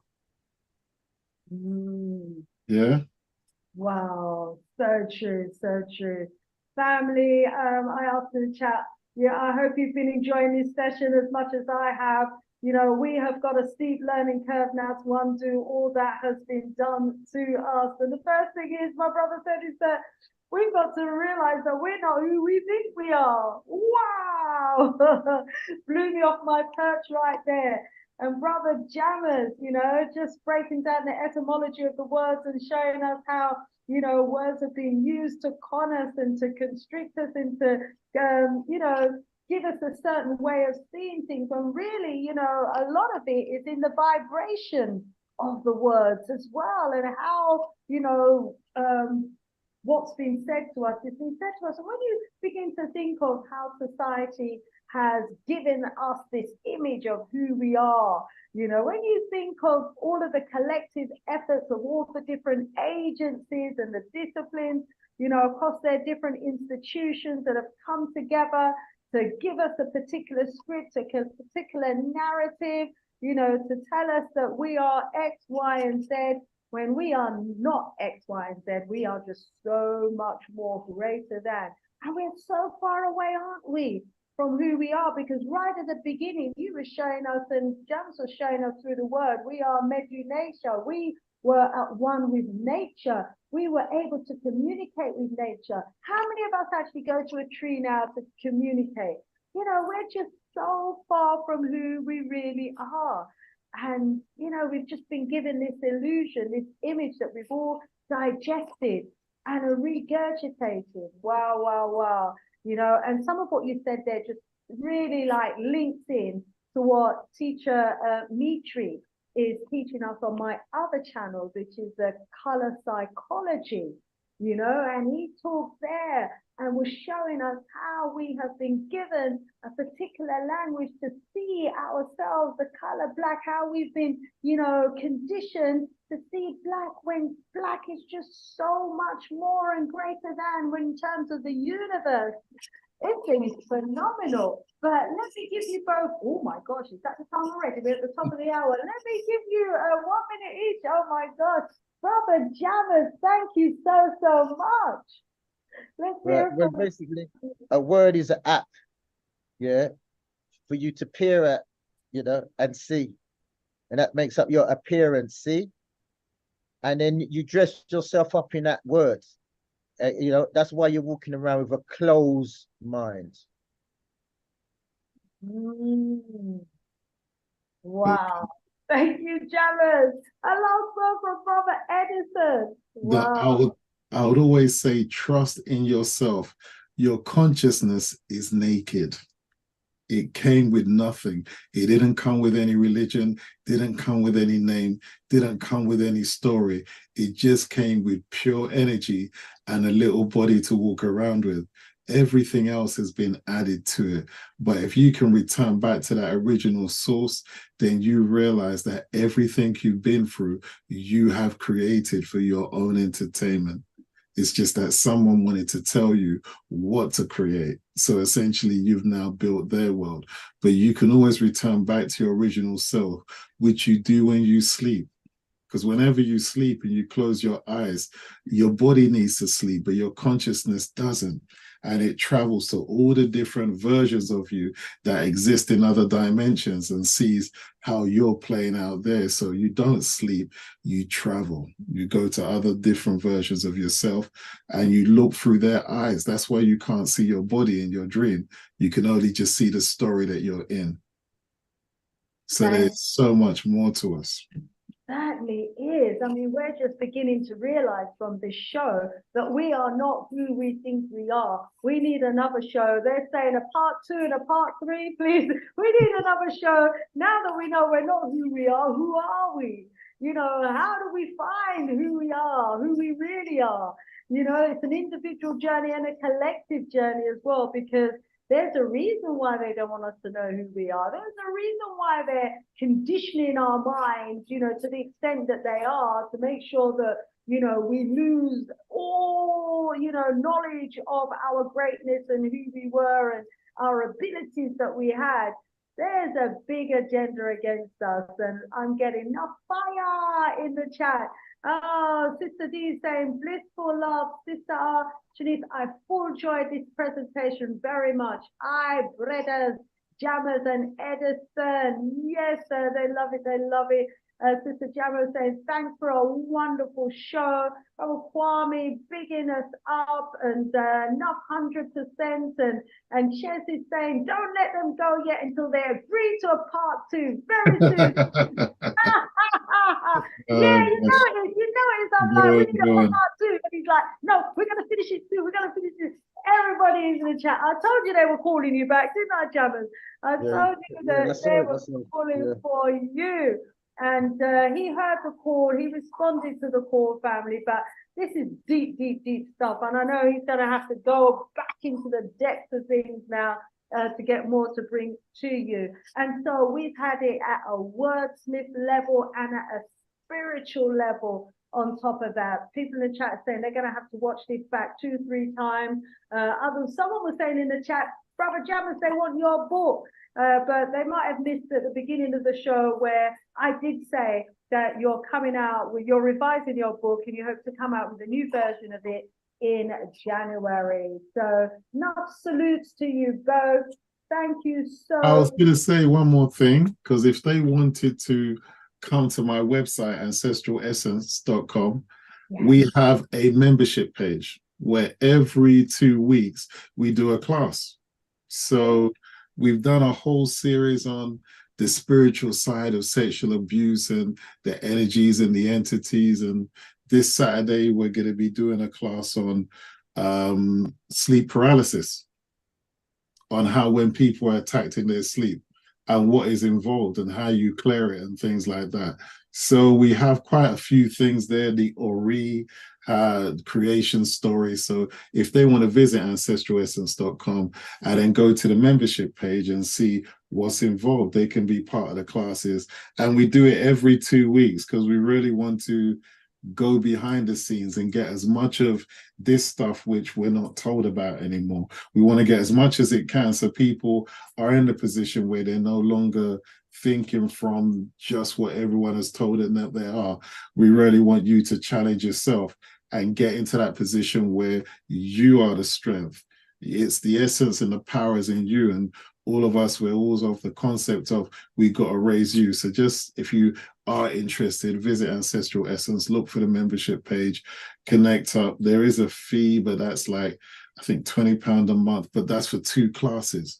And the classes are usually an hour and a half or what have you. And we're going as deep as we can into the subject. So join us if you want to hear this kind of stuff, because again, thank you, Sister Shanice. We will probably come back. Jammers and I are mad busy, but we'll try and work out a Wednesday one day.